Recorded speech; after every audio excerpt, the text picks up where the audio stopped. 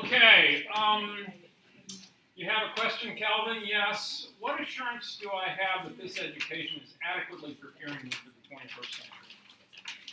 Am I getting the skills I'll need to effectively compete in a tough global economy? I want a high-paying job when I get out of here. I want opportunity. In that case, young man, I suggest you start working harder. What you get out of school depends on what you put into it. Oh, then forget it.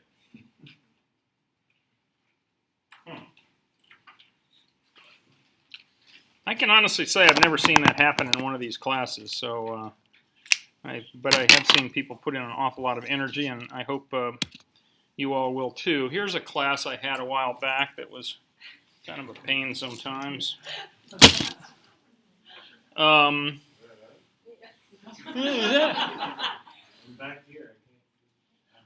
Well, you need to move up closer or get LASIK done or something. How's that sound?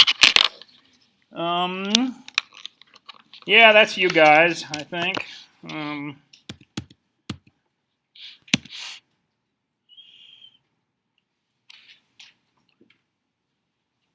Yeah, that's you.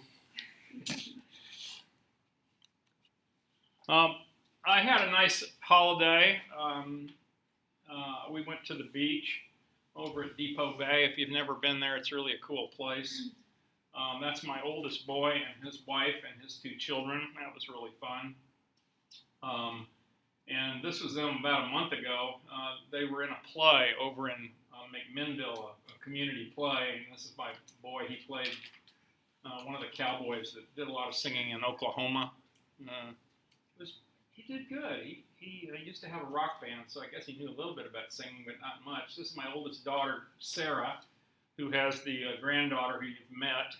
Or, no, you haven't met Josie yet, but you will. This is my second boy. This is Stephen. Him and his girlfriend are... yeah, what do you want to be when you grow up? Nobody knew, so we didn't... What do you want to do? Let's be a firefighter. Firefighter? Okay. Welcome. You weren't very late. Stephen and Katie. Katie's from Connecticut. They met over in Korea when he was teaching school over there. And when they flew back to the United States last summer, they flew into New York City, and then they rode their bicycles completely across the country to the Dalles. He looks a lot like you. Yeah. Like a right? Like you. That's your mini. Yeah. That's my mini-me. Okay. Well, they're living in Ecuador right now, down on the equator. They're working at a eco farm, learning about ecologically farming and taking care of the land and all that stuff. It's kind of interesting deal. He called me on Christmas Day, and they were surfing in the Pacific Ocean down in Ecuador. Pretty rough life, I'm sure. This is my second daughter, Jenna. Jenna just announced her impending marriage to Rob McCrae here. He's the guy that works for Keen Shoes. He gets me all the cool shoes. Your airport PDX carpet. Yep, my carpet shoes. I was going to wear them today for Miss Grove, but I decided not to. Hearing you forget, seeing you remember, doing you understand. Confucius said it first, but I think a lot of people have said it since, and studies have pretty well shown that. The way we will learn this material is we will not only talk about it, but you will look at it, you will read it yourself, and you will do it in lab, and you'll get to touch it and feel it and all that stuff. And I think each one of those steps pounds this information deeper and deeper down into your brain, which is where we want it to be. And I told this to my 231 class this morning, but it holds true for you guys too. You're beyond the point where you can study and learn stuff for a test.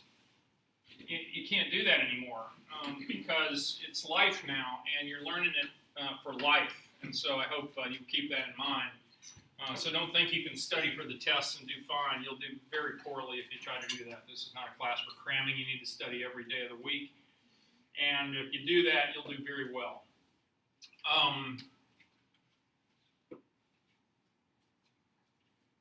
When you hear people talking about how they want to send boots on the ground over in the Middle East or someplace, I think of this, and I hope you do too.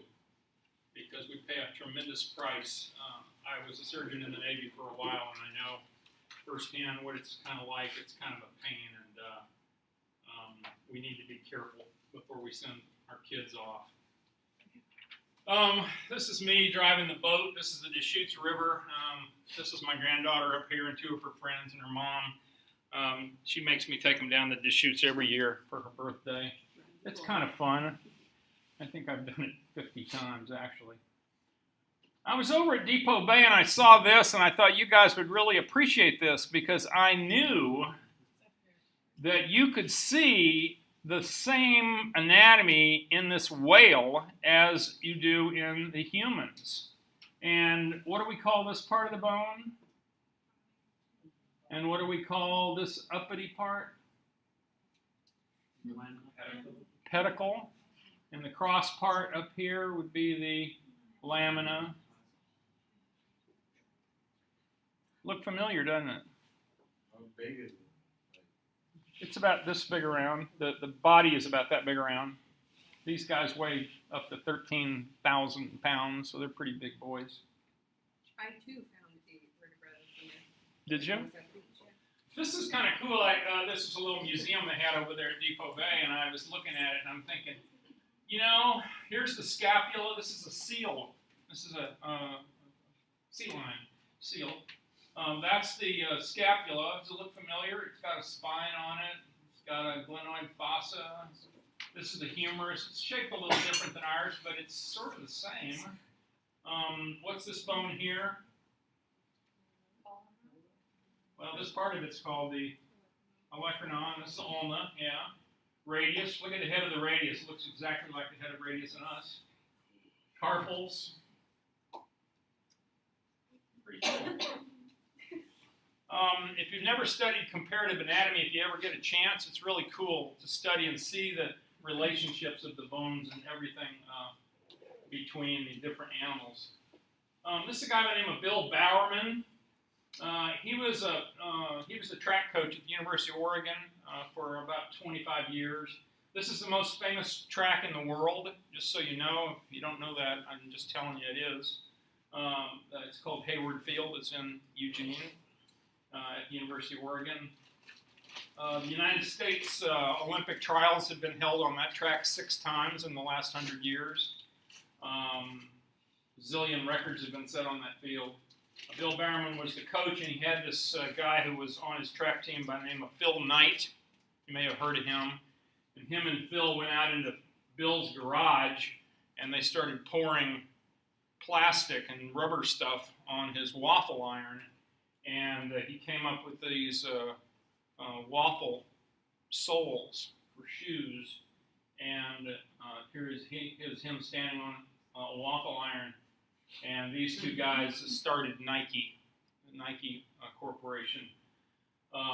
Phil Knight's a billionaire, the first billionaire in the history of the state of Oregon.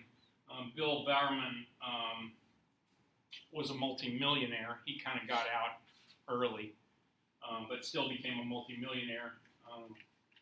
He lived in Fossil, Oregon, which is just south of the Dalles, where I spent my career. And he made the decision, kind of like LeBron James has, to send every kid in school to college. And every single kid that's graduated from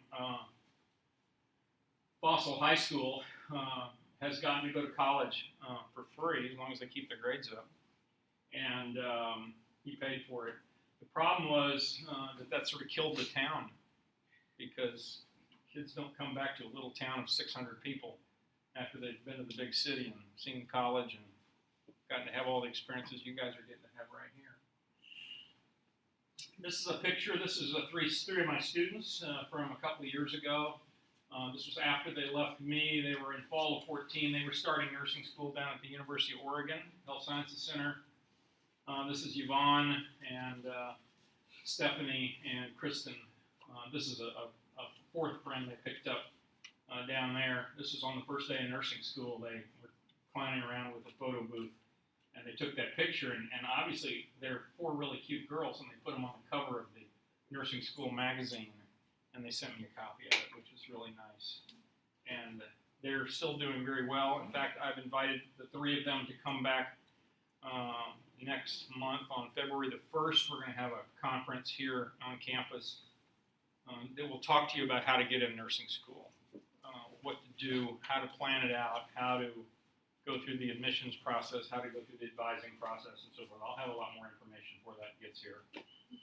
I had the experience this summer and this fall also of taking my grandchild to some protests.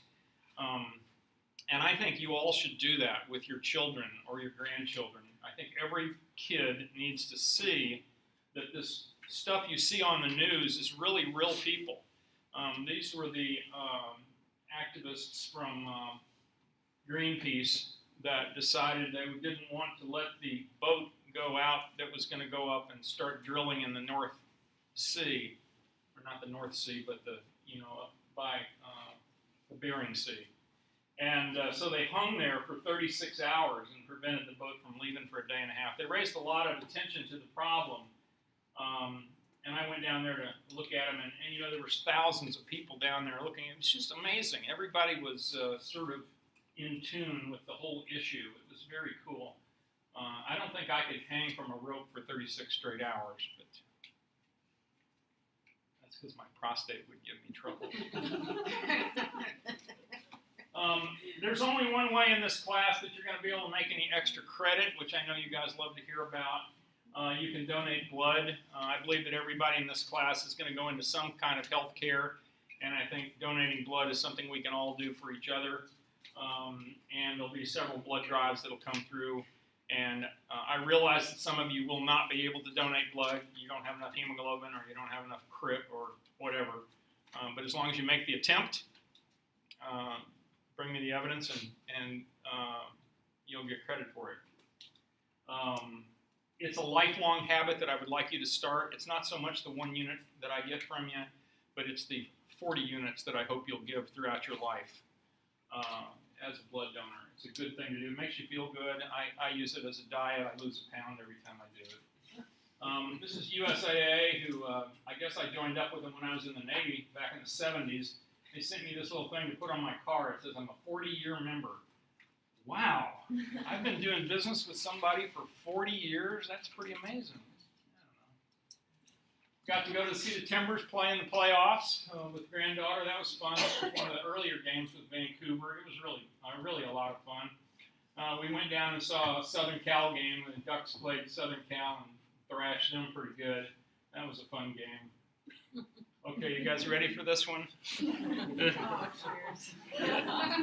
This could be dangerous. Okay, this is our family rock band. We're the Beatles. My daughter Jenna, her fiance Bob McCrae, playing Paul McCartney. I'm playing John Lennon. Here we go.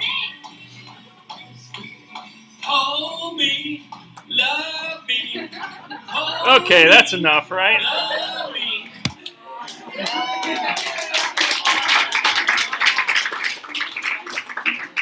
My wife and I went down to see the Christmas lights down in Portland. It's so pretty down there.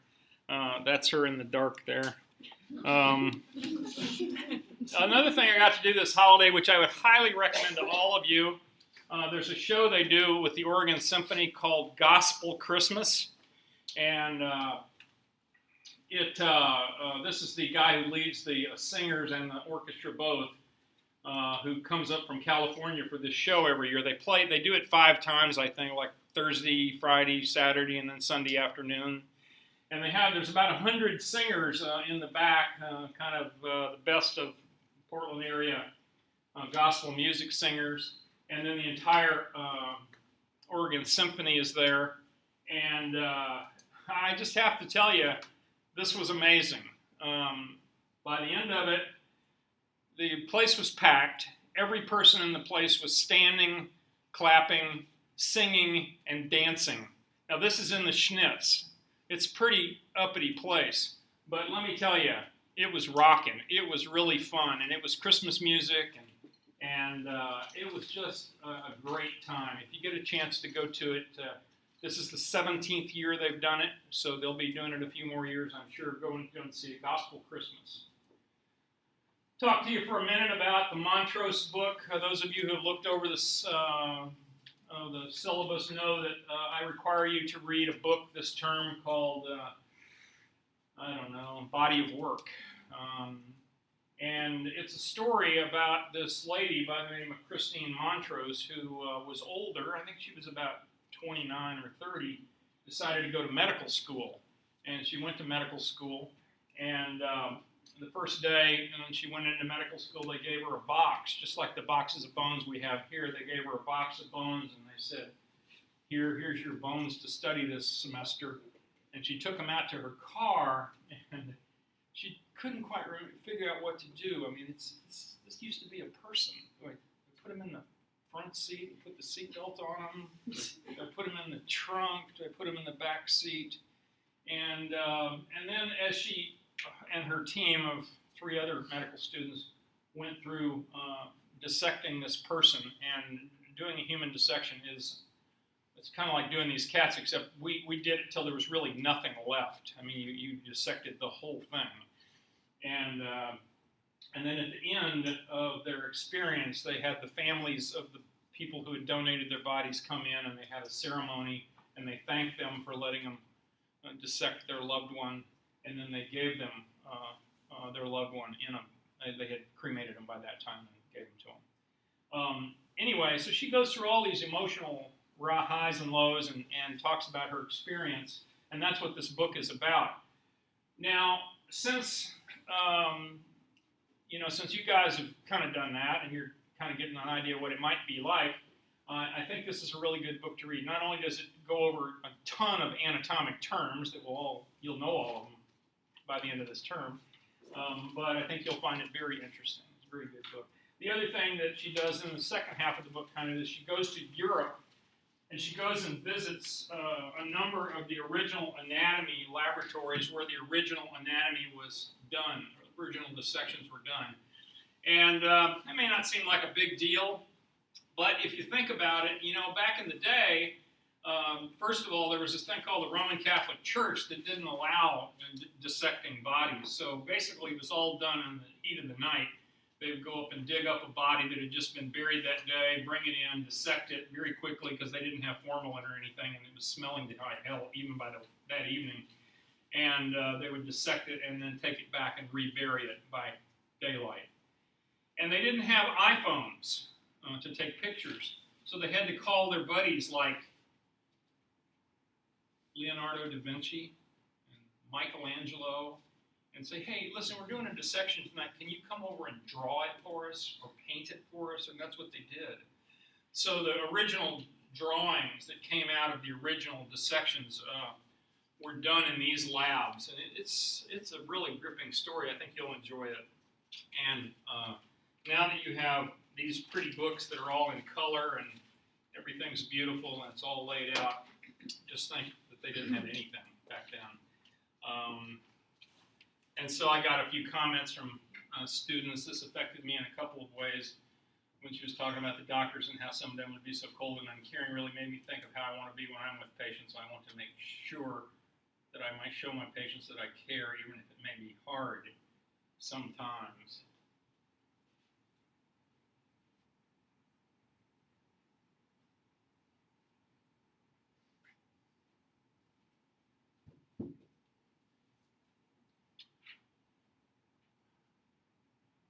Probably not this term, but in the next term, which is the, spring term? This is winter, yeah, spring. I will organize a field trip for us to go out to Western States University out on 122nd off of the Banfield Freeway out there. It's a huge chiropractic school. They have the most incredible anatomy lab I've ever seen.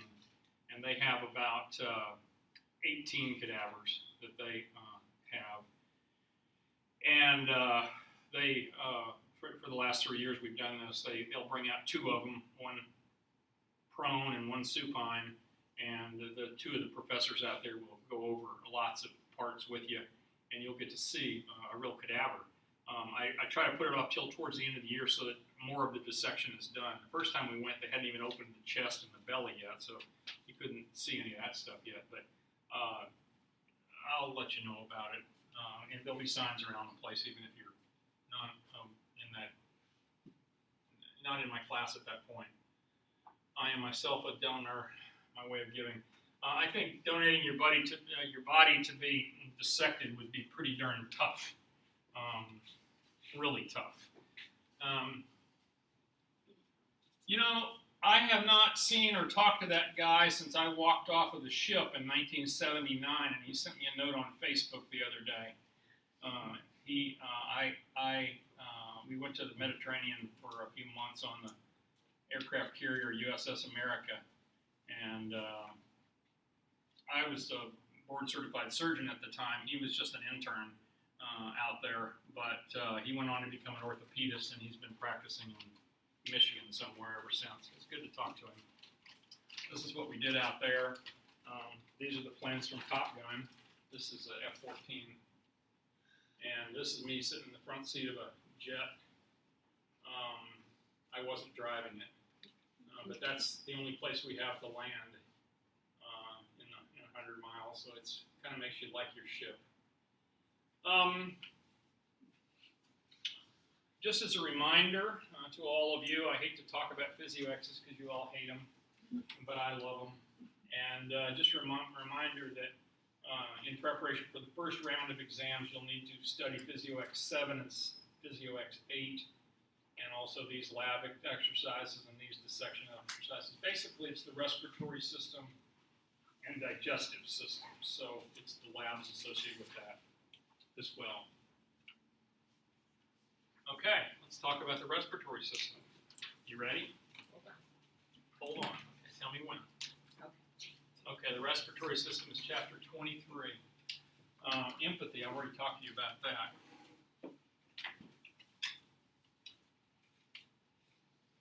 Okay, now I know some of you have seen this x-ray before because you've been in my class before, but for those of you who have not, tell me what you see. Tell me one thing you see. What? Ribs. Ribs? Okay, that's good. What else? A heart? Yeah. The heart's, that's kind of the heart. What else do you see? Lungs, yeah. Why are the lungs so dark?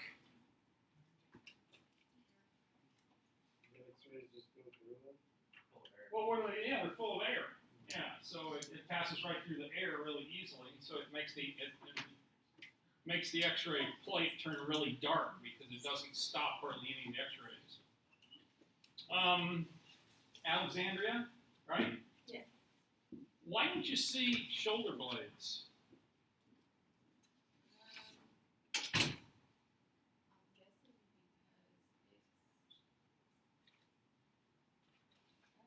Patient, maybe the patient was born without them.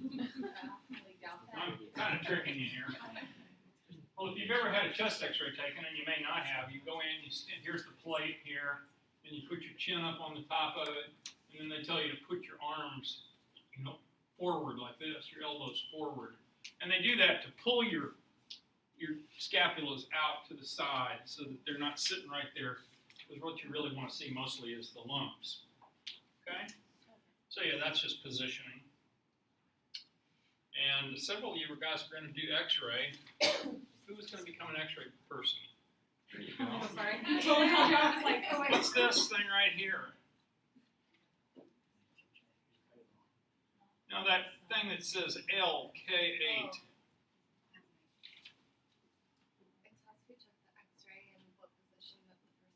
Yeah, it's every technician at every hospital has a code number, and this is K8, so that's that's X-ray technician K8. And basically, you sign all your work. You sign all your own work. So they lay that on the plate before they take every film. The L means this is the left side, this is the right side of the patient. And then this thing here has a little air fluid level in it there, and that's because the film is taken upright, so the fluid goes to the bottom of this little circle right here. It gives you that air fluid level.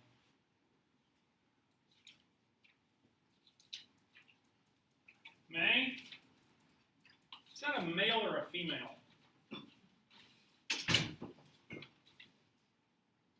You don't know? You can't can't see the double X chromosomes? The female. How do you know? You can see the outline. Oh, the breasts. I should have known you to notice. That's right. Okay. All right, so here we go. Whether you're racing in a triathlon or doing something less strenuous, you need to breathe in oxygen to help you get energy. And breathe out carbon dioxide, a waste product.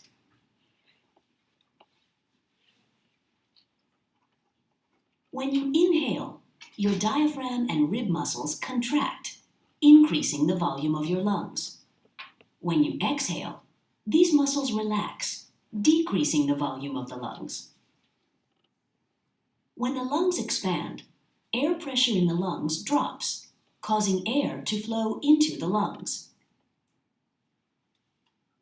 When lung volume decreases, air pressure increases, causing air to flow out of the lungs.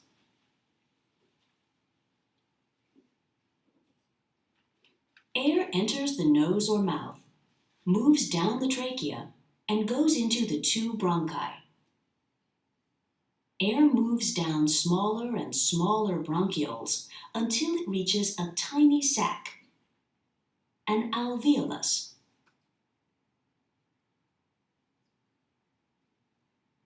Each alveolus is surrounded by capillaries.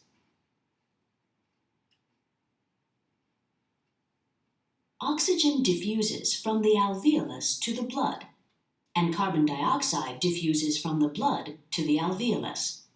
As blood flows through the capillary, it becomes rich in oxygen.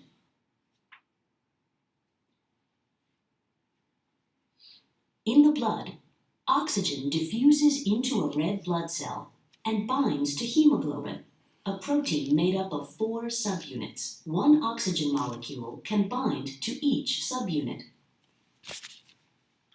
Oxygen-rich blood flows from the lungs to the heart.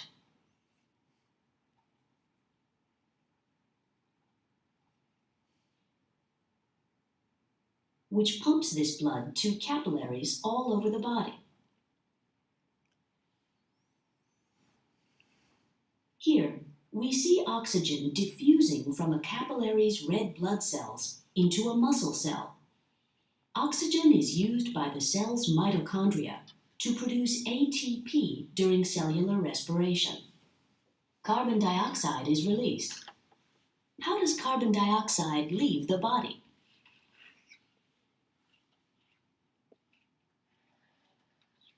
Carbon dioxide diffuses from cells into capillaries. Some carbon dioxide stays in the plasma, the liquid part of the blood. Most carbon dioxide, however, enters red blood cells. Some carbon dioxide binds to hemoglobin.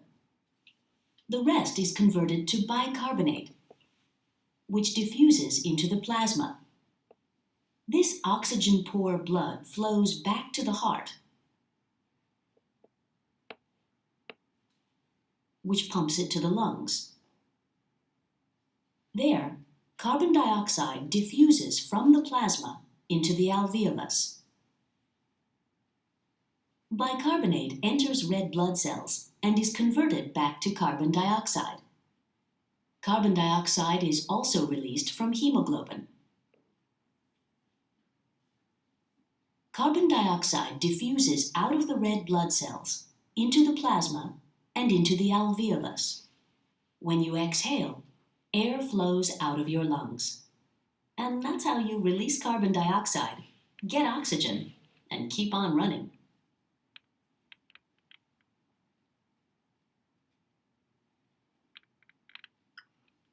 Okay, that's all there is to it. Pretty much. So, yeah, you'll have that video on the recording, so you can watch it again. But really, that's pretty much it. It's in comes the good gas, out goes the bad gas, and then the gases have to exchange. And I think the magic of the whole thing is that you know, all of your body's blood goes through your lungs every time around. So every 90 seconds, all 10 pints of your blood go through your lungs, and then that few seconds that it's passing through the lungs, it does all that good stuff. Oxygen diffuses on board. Carbon dioxide is unloaded out of the blood. What are the 5 functions of the respiratory system? Well, let's start. First of all, the lungs are designed to provide a very extensive gas exchange surface area. I think somewhere in the book it says like 2 tennis courts or 3 tennis courts, something like that. You could lay all the alveoli out and measure the area of them. Your lungs also serve to move the air in and out of your, into your lungs and out of your lungs. The respiratory system prevents us from breathing cold air.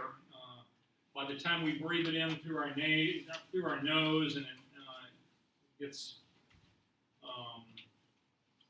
sloshed around by those nasal conchi. Remember those guys that are hanging off the sides of your nose, and they're covered with lots of blood vessels and lots of mucus and fluid. Picks up, it makes the air get really moist and also really warm, so that we can go out running on a really cold day and not freeze the inside of our trachea. We also use our respiratory system to make sounds. I wouldn't be here talking if it weren't for my larynx and my lungs blowing air in and out of my respiratory system. And also, our respiratory system participates in our smell system, the olfactory system. Because if you can't breathe, you can't smell. How's that sound? Okay, that's easy enough.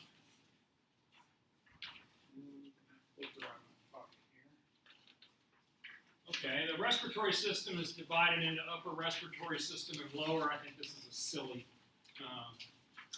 splitter thing. But basically, it just means the upper respiratory system is everything above the larynx. The lower respiratory system is everything below the larynx. What's the larynx, Gina? In the throat, right? It's in the throat, yeah. It's this, feel your bodies, guys. It's this bony thing right here. It's called the Adam's apple. Men, it's much more prominent usually.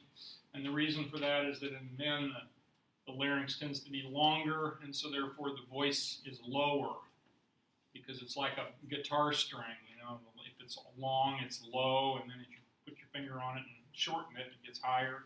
Same thing with the larynx. But the larynx is your voice box. It's this thing right here. We'll talk about it at length as we get through it. So you can, this is another way to split things up. You can consider the respiratory tract consists of a conducting portion and a respiratory portion. In other words, the whole upper part and all the way down the trachea and the bronchi and so forth, those are just pipes.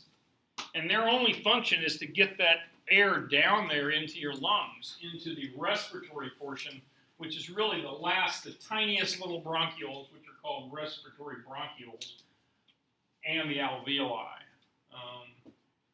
Respiratory bronchioles, I think, is a silly term, but I'll go over it when we get to it. But it's basically the tiniest little bronchioles just before it turns into nothing but alveoli. And so there's usually a lot of alveoli coming off the sides of these respiratory bronchioles. That's kind of their definition, I guess. Alveoli are air-filled pockets in the lungs. It's where all the gas exchange is going to take place. So really, the first part of it is everything just to get the air down there. All the action really takes place in the alveoli where the gases are exchanged and so forth. Here's a little diagram. This divides it at the larynx here between upper and lower system. Pharynx, mouth, nasal cavity, internal nares, external nares, nasal conchi. Remember those guys? What bone is that right there? What's the name of that bone? Huh? No? Maxillary, maxilla. Upper jaw, right? Teeth are coming out of it. See that? Oh, gee, I thought we didn't have to know that anymore. Damn it. Okay, respiratory epithelium of the nasal cavity and the conducting system. This is what the surface looks like. If you can look with a microscope right at the surface of the inside of your trachea, this is what it would look like. Now, what that is, these are a whole bunch of little cilia and little outpouching things they kind of sit there and wave in the breeze, you know, and every time we take a breath of air in, we always breathe in some garbage with it. And if you live in Delhi, India, or if you live in Beijing, China, the pollution is so high now that I don't know how anybody can live there, to be quite honest with you. It's just amazing. Normal in this country is I think like 50, and their readings are running 750. Got like 30 times more pollution in there. You can hardly see across the street in some places there because of the smoke and air pollution. But what do these things do? Well, these cilia are in there to kind of help clean any of that garbage out. So anything we breathe in, these cilia start working it back up towards our mouth. And once we get it to our mouth, we kind of go swallow it down into our stomach where all the bacteria get killed and all those little pieces of dust and stuff just get digested. So we really need these cilia to keep our respiratory system clean. And that here's a close-up of it. You remember this from early in 231. What's this epithelium called? Pseudostratified ciliated. PCCE, right? Pseudostratified ciliated. A lot of goblet cells, which are mucus cells around there in the way, and all of these cilia up here. Now, what do the cilia do? They're the ones that are moving things up. And there's a little mucus layer out here as well. And this is called the respiratory elevator. It basically serves like an elevator, and it's constantly pushing things up and getting them back up to your larynx where you can swallow them. Now, I hope nobody in this room smokes, but if you do, I'll just tell you that every time you smoke a cigarette, you paralyze these cilia for 12 hours. So unless you're smoking less than 2 cigarettes a day, your cilia are always paralyzed, and you lose this protective influence of being able to lift all that stuff up and get it back up to your mouth where you can swallow it and protect your lungs. That is the total cause, basically, of COPD, chronic obstructive pulmonary disease, emphysema, and chronic bronchitis, all three. It's just caused by crap building up down in your lungs that you can't get out. And I remember having patients that have that, and you would say, well, Mr. Jones, how long you been smoking? He said, well, I've been smoking about 3 packs a day for 40 years. And you're thinking 3 times 40, that's 120 pack years of smoking. That's what we call it, pack years. And how much do you cough? Oh, I cough every day. How much do you cough up? You think, oh, about a cup and a half. And that's really what they do. They just kind of sit around all day long, and they're snorting and hawking and coughing this stuff up because for so many years they haven't had this, that it's just built up down in their lungs, and now they can't get anything out. And, of course, their goblet cells are working overtime down there trying to stop the irritation. And that's really what kills people from cigarette smoking, as well as the fact that the nicotine affects their blood vessels and leads to early atherosclerosis and leads to coronary artery disease that we've talked about as well. So if they stop smoking, do the cilia... They come back to life. Yes, they do. And that's why we'll talk about life expectancy if you stop smoking later. That's what I was going to ask you, actually. Yeah. At what point is that reversible? Didn't you used to be a redhead? I was blonde. You were blonde. Blonde. I see. It got really cold. Was this Christmas? Just felt like Actually, it was at the end of last term. So Oh. I don't know. Wow. I guess I guess I missed it. Well, anymore. If you get a haircut, you will get embarrassed in this class or do anything to your hair. Respiratory dispense system consists of a series of filtration mechanisms. Obviously, we would like to just breathe in nice, perfectly clean air. but it doesn't work that way in this modern world. The components of our defense system that allow us to clean all this stuff are those mucus glands and the mucus cells. And it's that mucus that kind of catches all the dust particles, and then hopefully the cilia will sweep it up towards the pharynx. That's called the mucus elevator. I mentioned that before. Filtration up in your nose, actually, as you're breathing the air in, you catch a lot of big particles in your nose hairs. So the nose hairs are really kind of your first level of filtration. And if things do get all the way through and they get all the way down into the alveoli, you have these cells called alveolar macrophages. Macrophages are garbage cleanup guys, right? Macrophages. And they'll help eat it up down if it gets all the way down into the lung. So let's talk about the track of the air that it takes. It starts in the nose, enters the respiratory system through the nostrils or the external nares. The thing you pick here is your external nares. It's not really your nose. And it leads into your nasal vestibule, which is back up inside there a little bit. Nasal hairs live there in the nasal vestibule and are the first particle filtration system.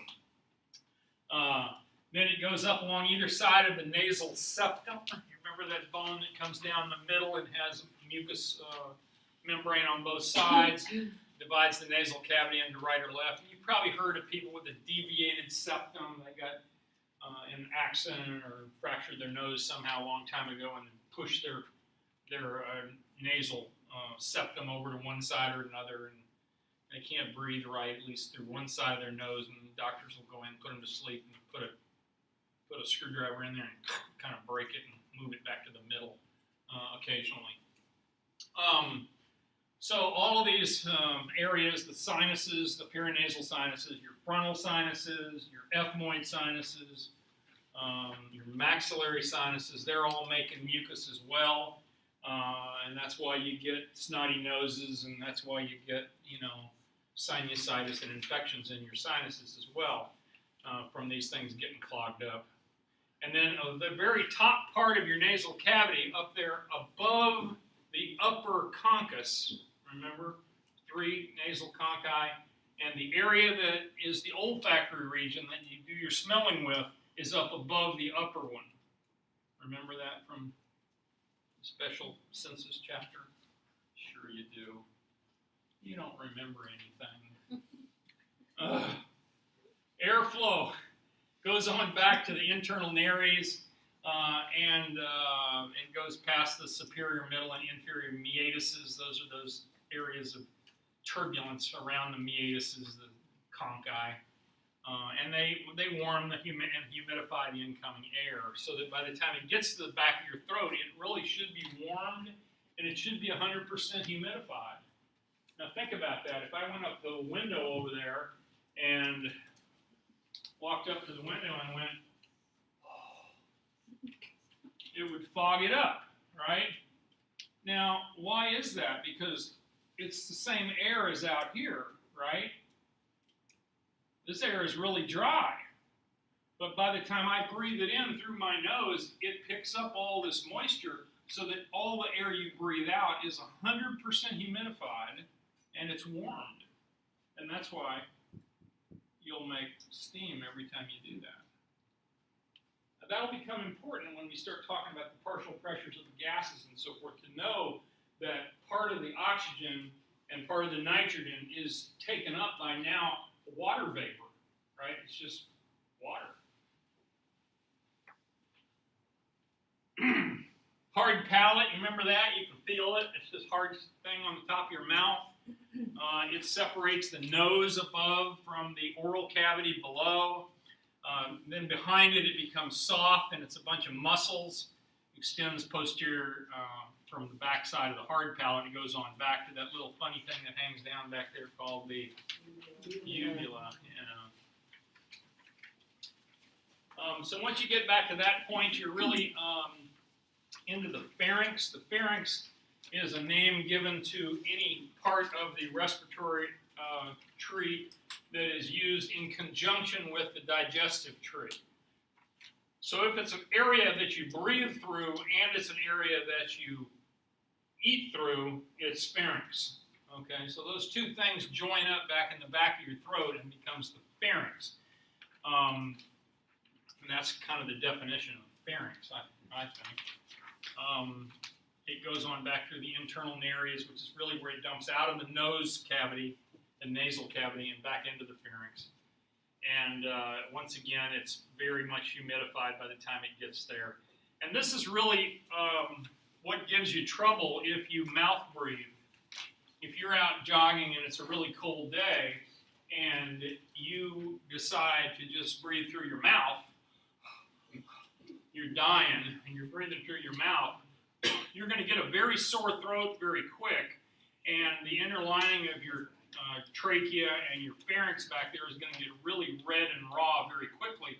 Why? Because now you're putting cold, dry air on it, and it's not really used to that. It's much better to breathe through your nose and have the air warmed and humidified by the time it gets back there. That makes sense?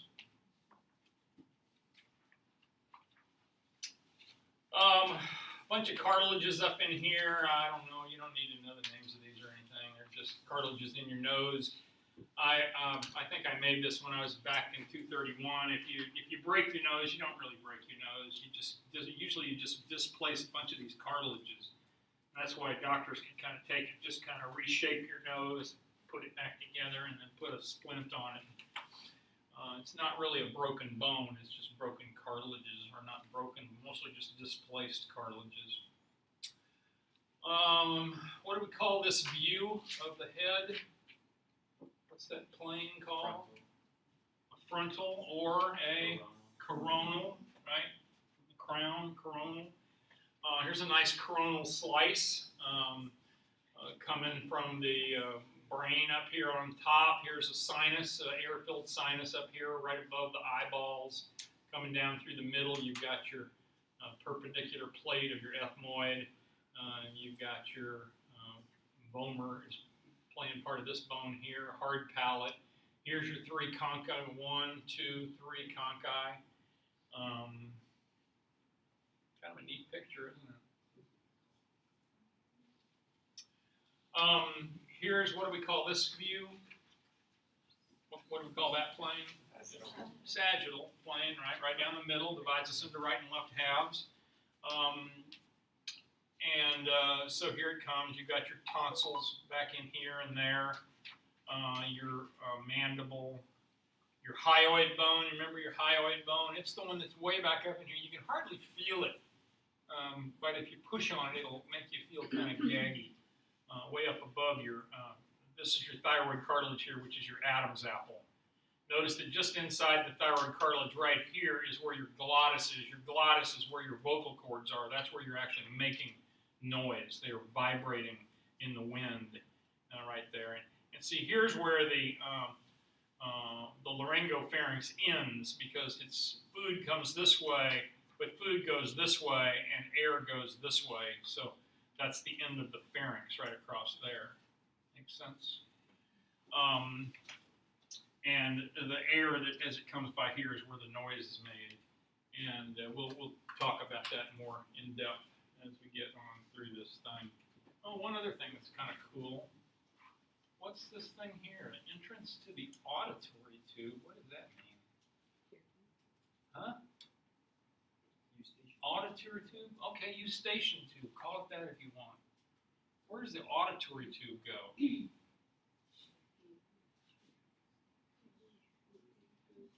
Huh? It goes into what part of your ear? Your middle ear. That's right. That's the one the kids always get all their ear infections through, is because this auditory tube is short and small in kids, and the slightest little irritation clogs it up, and then they get an infection in their ear. Okay, so the pharynx is a chamber shared by digestive and respiratory systems. I couldn't have said it better myself. Extends from the internal nares to the entrances of the larynx and esophagus. It's divided into the nasopharynx, which is the nasal end of things, the oropharynx, which is the mouth part of things, and the laryngopharynx, which is the bottom part, getting closer to the larynx. The tonsils are up there in the nasopharynx. Y'all all seen your tonsils? You ever looked in there and seen them? Kind of cool. You don't have any? I think I told you the story of my granddaughter. She was 12 years old, and she never went to sleep that she didn't snore all the time. And she kept getting 3 or 4 colds every winter, and it was kind of, just noise back in there. And we took her in a few times, and they said, well, she's got tonsillitis, and we should treat it. And finally, I took her in myself one day, and I said, I'm thinking she might be close to needing a tonsillectomy. And he looked at her, he says, oh, absolutely, she needs a tonsillectomy. And so she got it, and they did tonsils and adenoids, they call it. Tonsils are the palatine tonsils, the ones you can see, and the adenoids are the ones that are kind of behind and up, up in the nasopharynx, kind of behind the uvula and up. And so they got those out, and now she's the fastest runner in Washington County in the 7th grade, and she sleeps all night. She doesn't snore anymore. There are people who tonsillectomy really does help, but it's been an abused operation. It used to be done on everybody. And I think I've told some of y'all that when I was an orderly before I started medical school, it was not unusual to look on the surgery schedule and there would be the Jones family, Jones, Mary, Jane, Bill, Sammy, and George, all 5 of the kids coming in on the same day to get their tonsils out. Well, I can guarantee you that all 5 of them didn't need it, but that's the way it was done back in the 70s. From the pharynx, the air goes into the larynx, which is the voice box, as I said. The larynx is a cartilaginous structure. It's this voice box that you can kind of feel, and you can tell it's not just flabby tissue. It's reinforced with some pretty significant cartilage. And we'll go through those cartilages in a minute because they kind of hold it open, and they also allow the vocal cords to stretch in there to give it something to stretch against to make noises with. I think this is an important thing to know, and there's this opening back in there called the glottis. And if you're intubating somebody and you look back in there, you can see the glottis. It's between the 2 vocal cords. But it's not really a structure. It's just an opening. So the glottis is just an opening. And don't get confused by that. Make sense? We'll show you pictures of it later. Oh, click. What do I do here?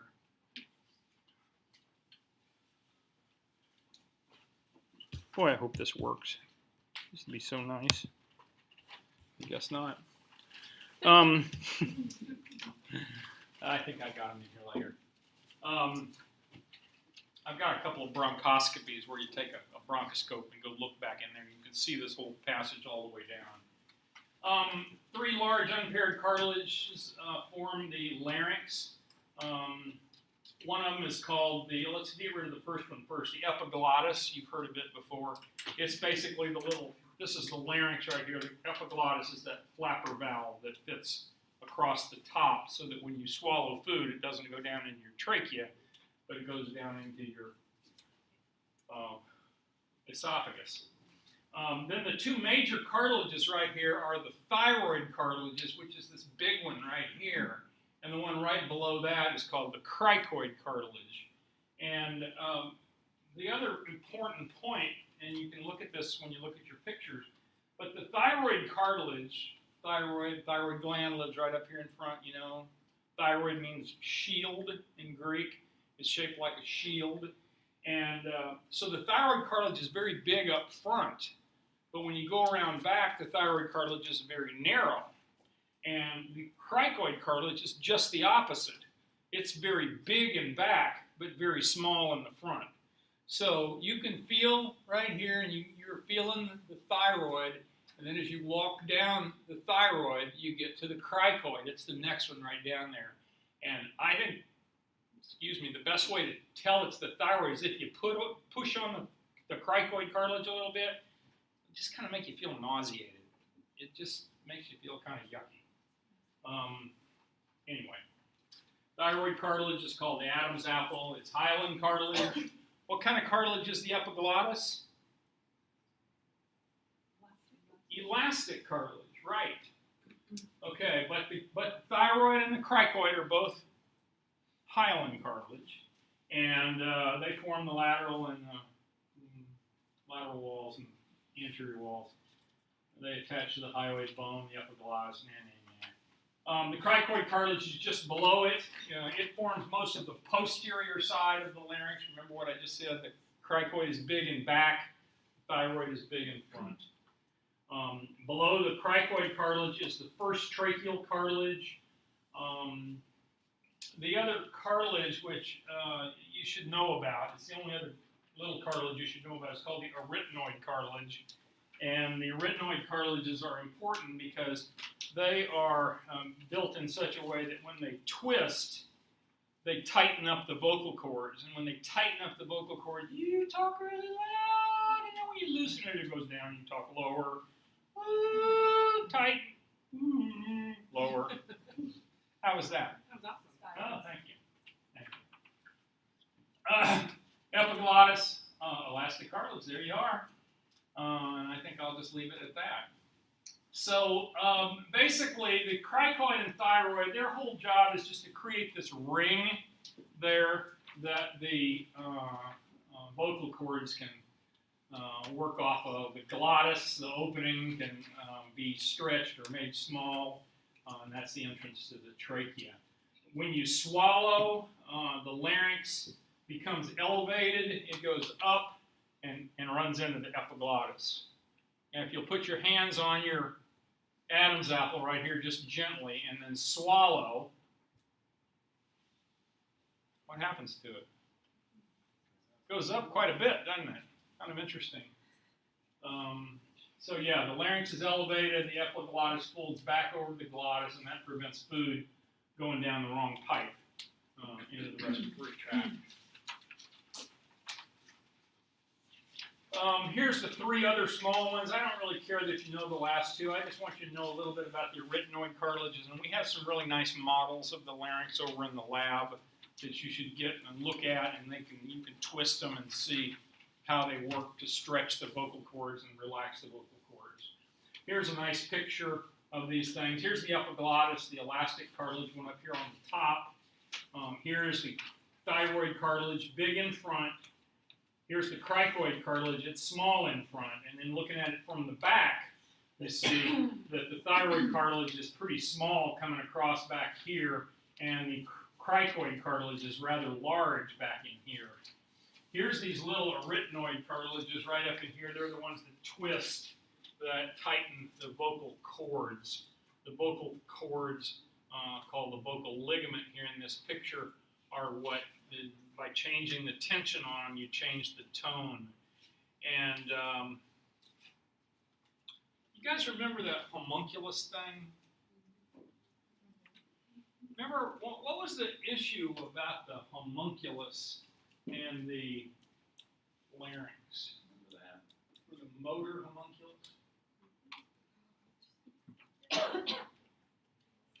Remember the homunculus kind of related the sizes of the different areas to how much nerve involvement there was, and the larynx was the biggest thing, and that's because you have more motor fibers from your brain that are going to your larynx than anything else, because it takes a tremendous amount of motor control for us to do things like say M, C, O, all of that stuff. Every bit of enunciation that we give to words is all controlled by those two little cartilages twisting and changing the tension on the vocal cords. Here's the tracheal cartilages down here below. Remind me your name back there. John. John. And John, you're in PA school. Correct. He's just an observer in our class. I want you guys to welcome him. This is John. He's at Pacific, going through PA school, but wanted to brush up on some of this. So, have you done a cricothyroidotomy? We have not. Have you practiced them yet? No. Okay. cricothyroidotomies are nothing more than going right over here and making an incision here in the cricothyroid ligament between those two cartilages and sticking a tube in there to breathe for somebody who has got a piece of meat or something stuck in their throat and you just can't get it out and they can't breathe and they're dying. You make an incision across right between those two ligaments, and it's right there by the skin, so you suddenly have an opening from the outside in, and you can breathe for them. Put a tube in there and breathe for them nicely. We used to do tracheotomies and tracheostomies, and that was coming down here and going between usually the second and the third tracheal cartilage and make an incision to put a tube in. But we learned over the last 25 years that it's easier just to make it up here. And you can do this in a restaurant, whereas these tracheal cartilages down here, if you feel in your neck, when you go down below your two big cartilages and then start counting tracheal cartilages down here, it gets pretty deep in your neck. And also it gets behind your thyroid gland, which is something you don't want to be cutting through because it bleeds like hell. But that's been a major change in respiratory care management in the last just 15, 20 years. So that's when people stick a pen in the throat, right? Exactly. Yeah. So here's kind of a side view that's kind of cool. Here's your thyroid cartilage up here. Here's your epiglottis up here. Here's your hyoid bone. You see a hyoid bone really doesn't attach to anything. It just has ligaments that connect to everything. Here's this arytenoid cartilage that I told you was the one that twists and therefore changes the tension here on the vocal ligament. This is the vocal cord. This one up here above it is called the vestibular ligament, which is also called the false vocal cord. It's not really a vocal cord, but it sort of looks like it. And then here's the cricoid cartilage in back. Remember, the cricoid is small up front, large in back. And there's your cricothyroid ligament right there. Isn't that cool? So these cartilages function to open and close the glottis and produce sound. There's a whole bunch of ligaments that the book talks about. You do not need to know the names of any of them. I just want you to know that there are ligaments that kind of hold this all in here together and move it up and down when you swallow, but don't worry about the names of any of them. Leave it at that. Vestibular ligaments are those false vocal cords, and they're just there. They're kind of right above the vocal cords to protect your vocal cords if you should swallow something that was sharp or bony or something. So it's sort of just a protective thing. It does not make noise. Sound production is produced by air passing through the glottis, vibrates the vocal cords, and produces sound waves. You know, I'm not very good at this, but if you take a piece of paper, and these kids have probably done this all the time. You used to do this when you were in third grade to irritate the teacher. Can you do it? No. Well, you can usually make a really loud noise by vibrating the paper. And that's really all you're doing with your vocal cords is you're vibrating your vocal cord. You guys just weren't hellraisers in school, were you? Okay. Now I scared my teacher. Yeah. Here's a couple of words you ought to know. Phonation. Phonation means the creation of sound. Okay, that's all it means, creation of sound at the larynx. Articulation is modification of the sound. So, you hear me say so. Well, that's air flowing over my tongue and my lips to make other sounds.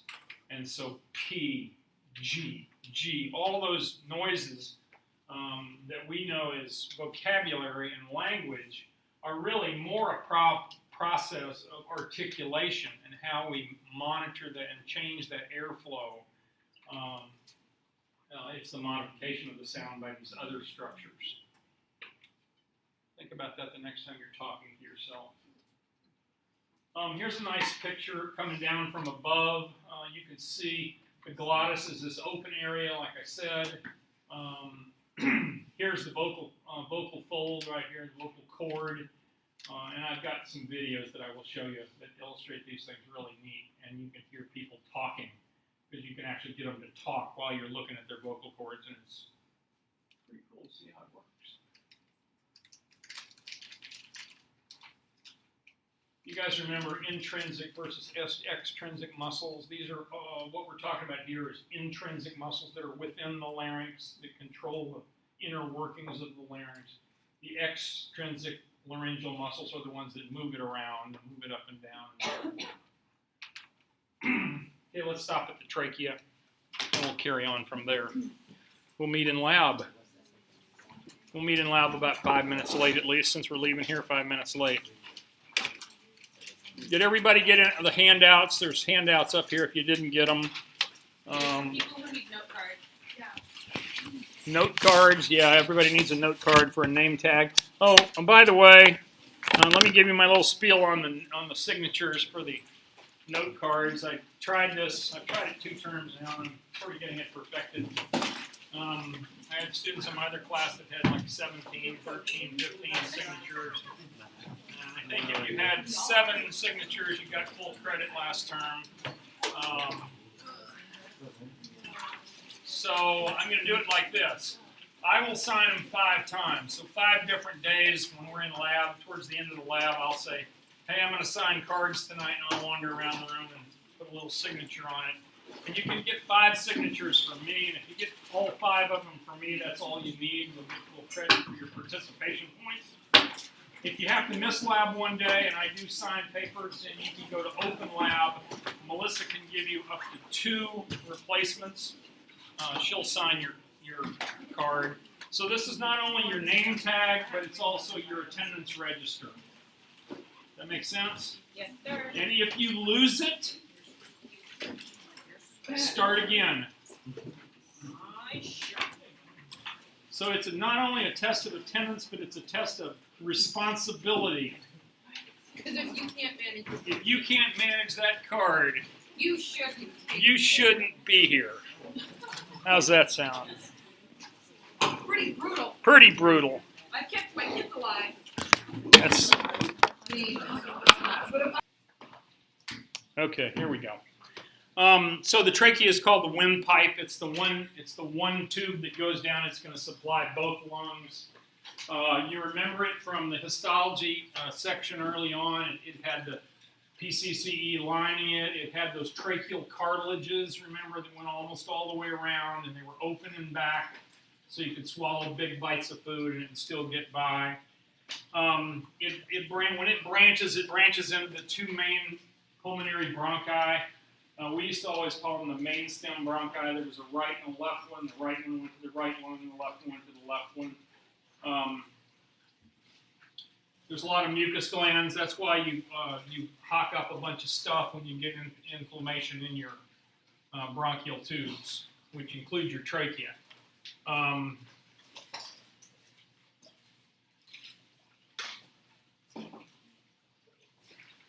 It would really help, Hal, if you would plug this thing in.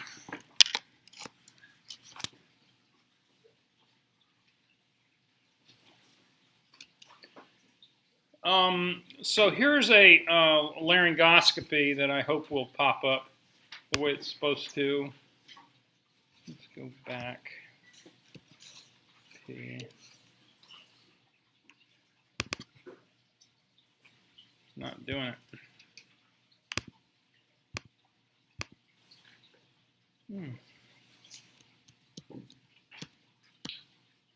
Okay, my videos aren't playing, but I will play them at the end when we're done here. All right, here's a picture of the trachea, and we looked at a number of these early on in A&P. And the things to notice probably are that the lumen of the trachea is the big area out here. Notice that the cartilages extend usually 3/4 or 80% of the way around the trachea. That's hyaline cartilage. Remember when we were first learning about hyaline cartilage, this is the example we used. And you remember that running across the back here between the 2 ends of the tracheal cartilage is a muscle which is called the trachealis muscle that finishes out the trip around here. Notice that on a lot of the slides of the trachea, you will see thyroid gland up here in front. You'll often see common carotid artery, jugular vein out to the sides. Sometimes you'll even see parathyroid gland in the thyroid gland back here. And notice that right behind the trachea is the esophagus. Now remember that the esophagus almost always stays collapsed. It stays closed almost all the time. Which is kind of nice because you really don't want stuff sloshing up your esophagus that gives you GERD or GE reflux disease or heartburn. We'll talk about that when we get to that next chapter. There's about 15 or 20 tracheal cartilages as you go down the trachea. And I think one of the rules to keep in mind is that as you go down through the whole respiratory tree, the cartilage becomes less and less. So the cartilage in the trachea is a lot. When you get into the mid-sized bronchioles, there's still a lot of cartilage. But by the time you get down to the last little ones, there's almost no cartilage. There may be just a little patch of cartilage here and there, and then eventually there's no cartilage at all. It's just muscle in the wall of the little bitty ones. So, the ligament and the trachealis muscle go across the back. I think I've said enough. Where the trachea divides and to go down into the two lungs, we call that the carina. And basically, the carina is this point right here, where there's kind of a ridge. If you're looking down this way, then obviously you're looking at a ridge between the right and left lungs, the right and left mainstem bronchi, and that's called the carina. Now, we can see the carina on most chest x-rays. You can see right where it is, because you'll see the column of air in the trachea, and you'll see where it splits, and that tells you where the carina is. Why do you think that might be important to know? If you had a person in the ICU and they had a tube in their throat going down into their trachea, why would you want to know where the tip of it is? You don't hit it? Well, you certainly don't want it sticking down into one lung, because if you stick it down too far, it's into one lung, and then the other lung isn't getting breathed. So you always want it about 2 centimeters or so, an inch above the carina is where you want the tip of your endotracheal tube to be. And you can tell that on almost any chest x-ray. Almost all of the tubes that we use to go down have a radio opaque strip. It's a little marker strip that comes down and it stops right at the end of the tube, and so you know that that's the bottom end of the endotracheal tube. Yes? So if you do put a tube in somebody, I mean, you're in the ER, then you send them to get an x-ray, you do an x-ray. Pretty much, we always do an x-ray, yes. To make sure where it is. Absolutely. And then secure it once. Absolutely. Now sometimes we don't. If you put it in and you saw it go through the cords, and then you know you put it in maybe another 2 or 3 inches, and then you held it there and you tape it there, and then you listen to both lungs with your stethoscope, and you can hear good breath sounds on both sides, then you know you haven't done what we call a mainstem intubation. If you push it in too far, it's going to go down into one of the mainstem bronchi. Which one's it going to go down into usually? One with the steepest angle. The one with the that's the straightest. I guess y'all haven't learned that yet. Is that the right? It's the right one. Yeah. Well, we'll talk about that in a few minutes here. Okay. So the primary bronchi, they travel, they just divide and go out into the lungs, into the hilum of the lung. The hilum of the lung is just like the hilum of everything. It's where the tracheal tube comes in. It's where the big blood vessels go in. It's where the big veins come out, the hilum.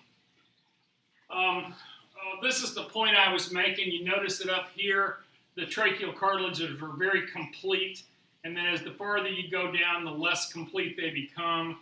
And then as you go on down into here, it's just a few patches of cartilage on some of these secondary bronchi. The hilum, I just said what it is.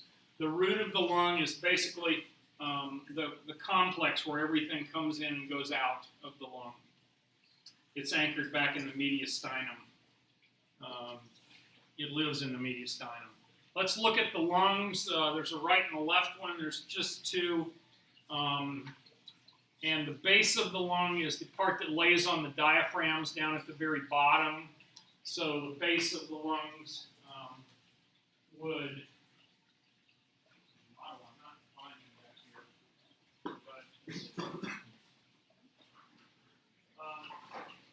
so this guy right here has got nice pair of lungs, and so we would call this the apex of the lungs up here.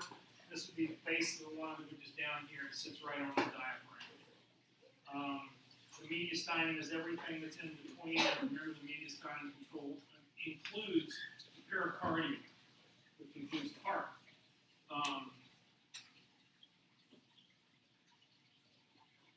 It'd be really nice if I could read that slide a little bit back here, but I can't.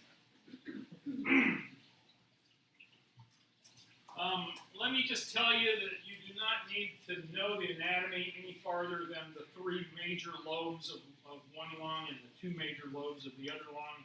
I'll get to that here in just a second. The right lung has three lobes. It has a superior, a middle, and an inferior lobe, and that's because it is separated by a horizontal fissure. The horizontal fissure, obviously, in the right lobe goes this way, okay, and there's an oblique fissure that goes this way. Goes from the top and the back all the way down. The left lung only has two lobes. It has a superior and inferior, and there is just the one oblique fissure going this way. Now I'll show you the anatomic importance of that in a second here. The right lung is a little bit wider. Why is that? Well, that's because the heart is a little bit more on the left, right? That's why we hold our hand over our heart on the left, right? Gee, I never thought about that. It's an anatomic reason for everything. Left lung is longer, and it's kind of pushed out that way, and there's a kind of a big notch in it where the heart kind of sticks into the lung. That's called the cardiac notch. This is a pair of dead lungs, and I don't think that really adds much to it. It shows you, I've got better pictures. Here's the best pictures. This is all of the anatomy that you need of the different lobes. Now, if you were in medical school, you would learn that there's like 17 sublobes on this side, and 15 or 18 sublobes on that side. And I will tell you that when we were doing surgery, if we had to take out one of these lobes, every time we did it, we would go look at the anatomy book, because you did it so rarely. It just was, it's very uncommon in the modern day to be taking out a lobe of the lung. You take it out mostly for small tumors. Most of the time, though, because of the sophistication of CAT scans and MRIs these days, 95, 97% of the people with lung cancer, when they walk into your office on the first day, you can send them up for an X-ray and an MRI and a CT scan, and 95% of them, you can sit down and say, well, Mr. Jones, I'm sorry, but your lung cancer has already spread. It's already outside of your lung. It's already in the lymph nodes. It's already in the bones. It's already in the liver. You're going to die. Actually, you say, your treatment is not going to involve surgery. It's going to involve nothing but chemotherapy or radiation. So there's very little lung surgery done anymore, and it's a very rare thing. I think probably in my career I didn't do more than 15 lung resections in 20 years. One a year, not very many. Here's what the hilum looks like. This is where all the stuff comes in and goes out. Please notice on the right side, this is the back here. This is the back of the patient. Superior lobe, middle lobe. So the middle lobe is out here in front, and the inferior lobe is down in the back, but notice that the inferior lobe goes all the way up high.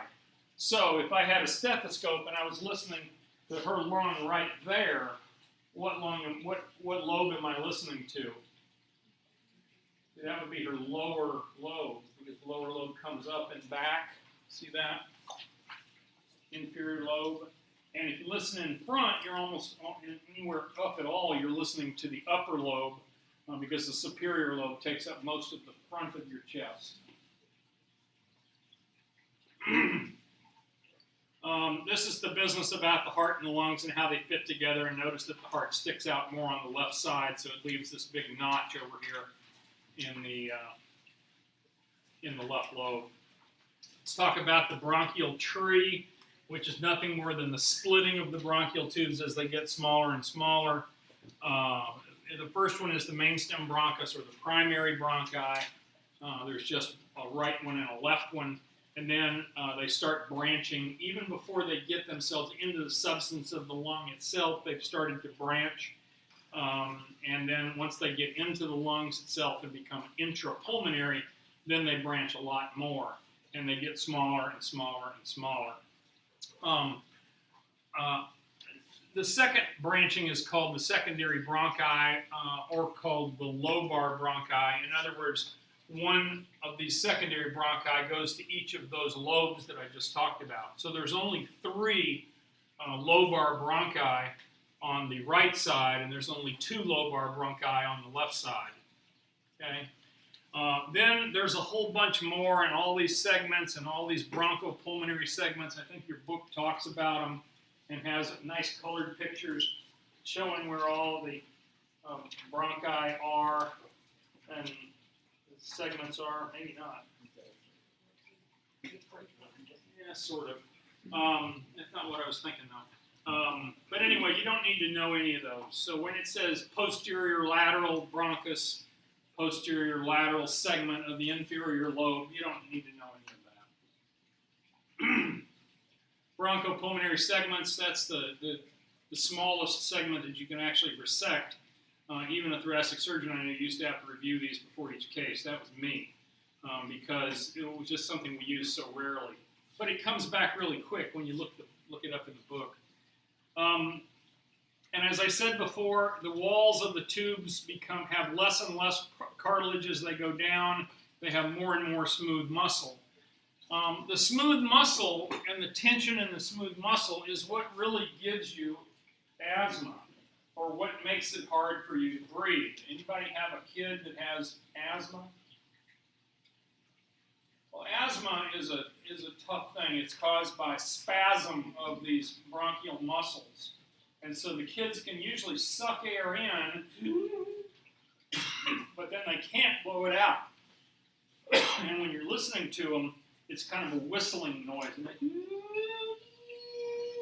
as they try to breathe air out, but they can't. So they continue to breathe in more, their lungs continue to fill more with air, but they really have a hard time breathing it out. And that's why a really bad asthma attack can be fatal, because the kids simply can't breathe the air out. And the treatment of that is to give them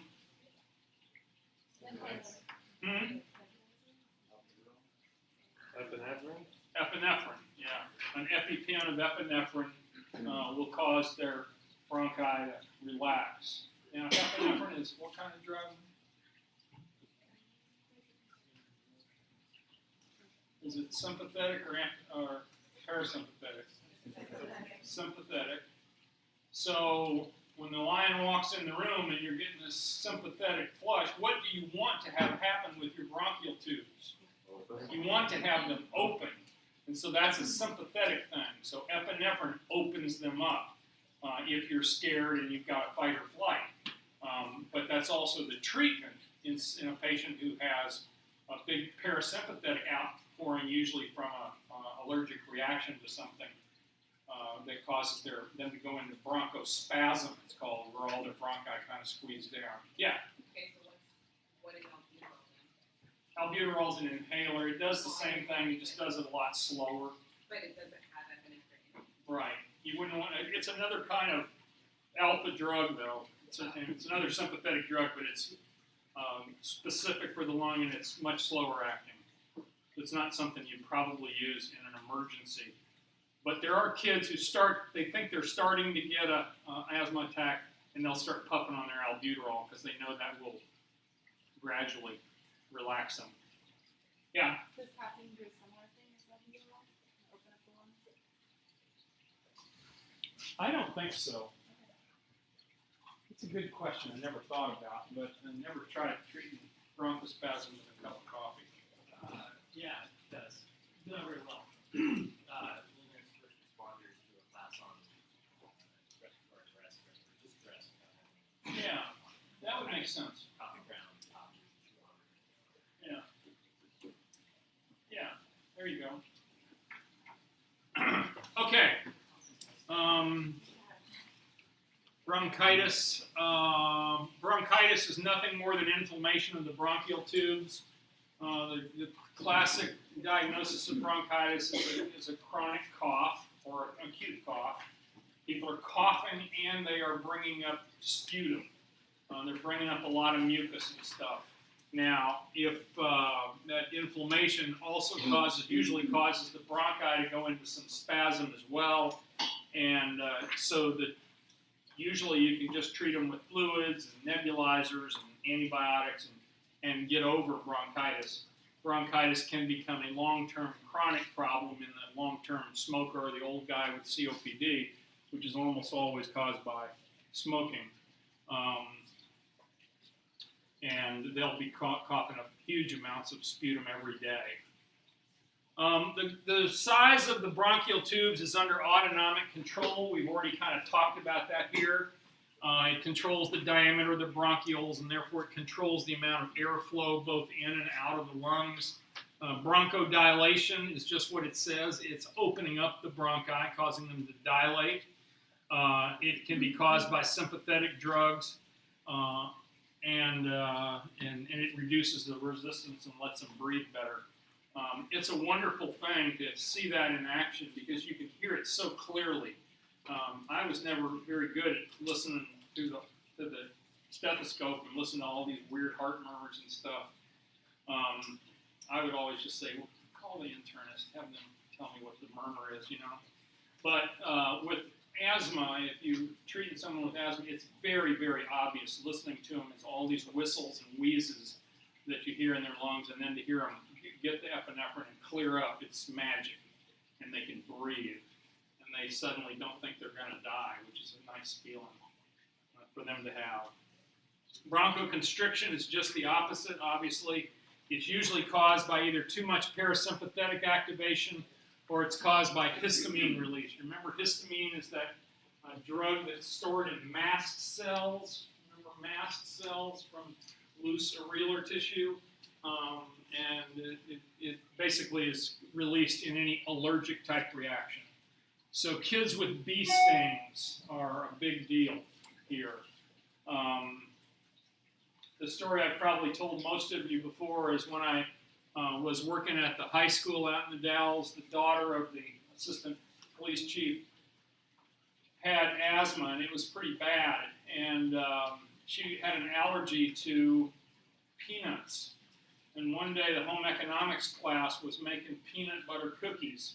And she was walking down the hall, and she breathed in some of the peanut smell, which everybody else was enjoying, and she went in an anaphylactic reaction and dropped on the ground, and her heart stopped, and she quit breathing, and she was in total anaphylaxis. And somebody remembered, luckily, that she had an EpiPen down in the office, and somebody ran down to the office, got her EpiPen, came back, and stabbed her with it, and she came back and did fine. But the fact is that these bronchoconstriction is a very terrible thing, and when you see it, it'll scare you, and you'll never forget it. Asthma is this excessive stimulation, very restricted airflow. These kids just can't breathe. This is what I was talking about, how the cartilage gets less and less as you go down here. And it's not until you get down here to these last respiratory bronchioles that there is no cartilage at all. It's just muscle in the walls. This is a nice picture. We have a model right back there that looks just like it. One thing I want you to all remember, and this is key for the tests and so forth, is what color blood vessels are blue? What? The deoxygenated blood. Okay, well, is the deoxygenated blood in the arteries or in the veins? It's in the arteries, that's right. So on that model right there that's sitting on that last table, some of them are blue, Well, the ones that are blue are pulmonary arteries. They're going out to the lung to get oxygen. And the ones that are bright red and coming back to the heart are pulmonary veins. So don't let that trick you. Okay? It's the only place in the body where, unoxygenated blood is found in arteries and oxygenated blood is found in veins. But remember the definition: veins return blood to the heart, arteries carry blood away from the heart. Got it?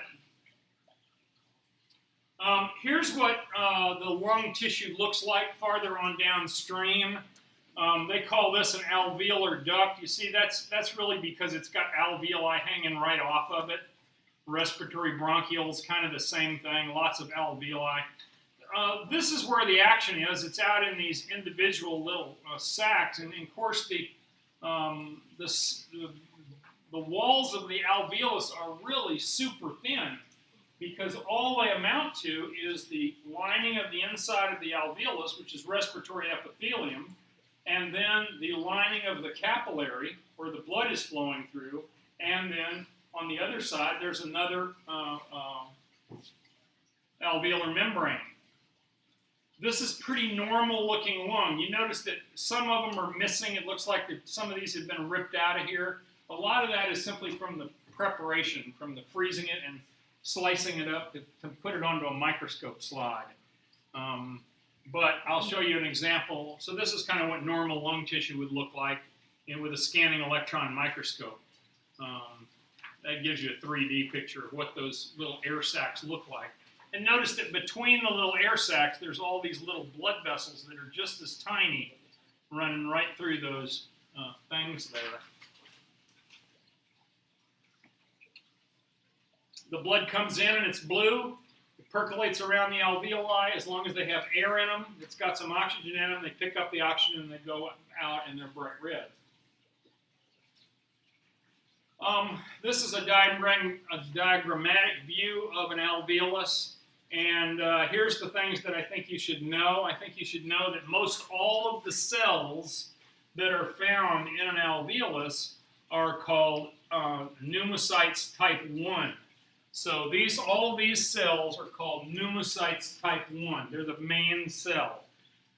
Type 2 cells are these that look kind of yellowish like they've got here. And the pneumocytes type 2, what they do is they make surfactant. Okay, surfactant.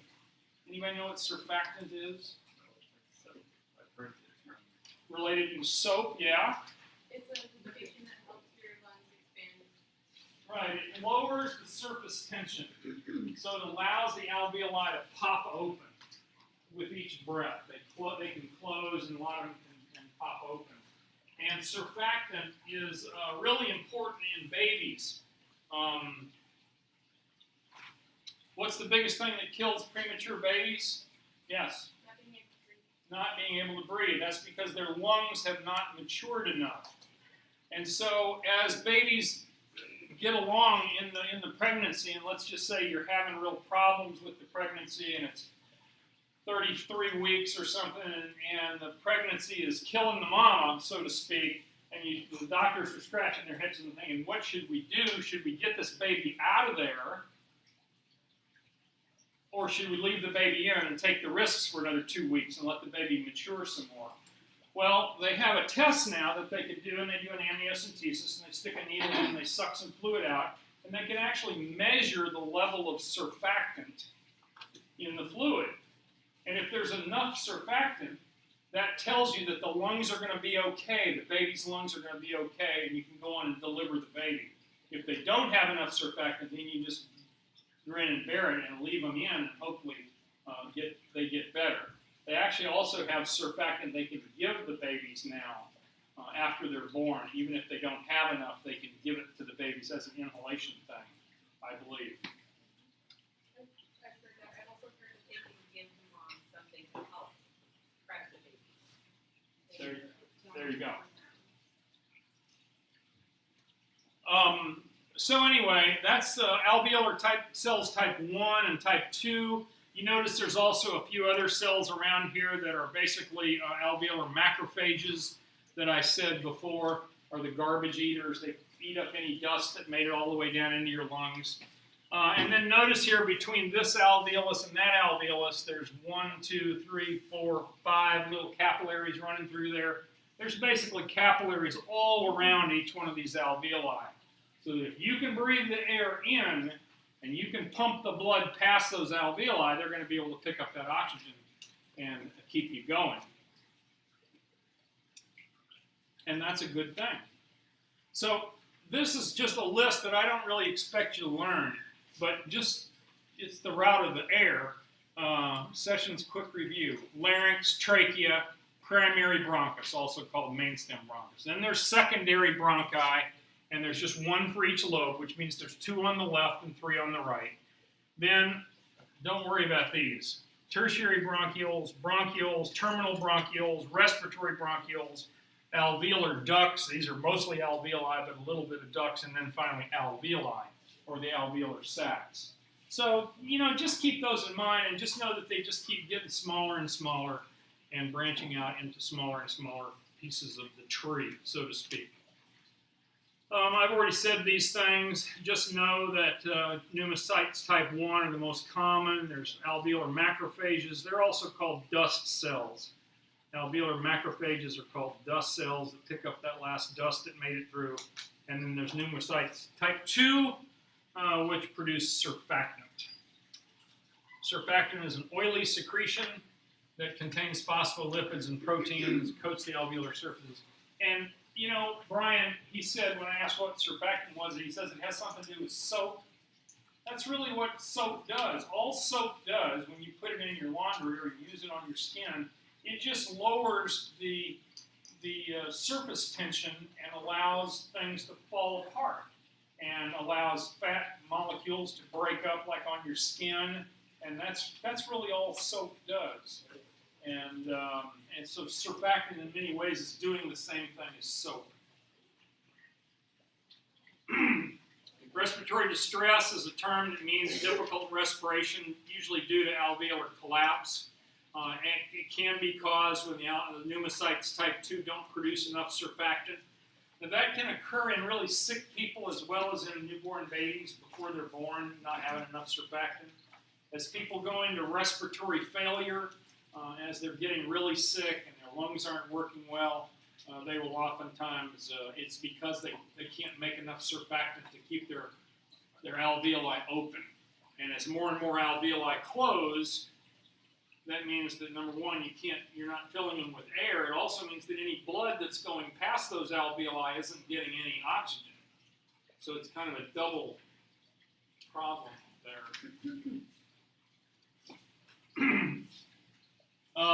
The 3 layers of respiratory membrane, and this is why this whole system works so well, is because the respiratory membrane is so thin.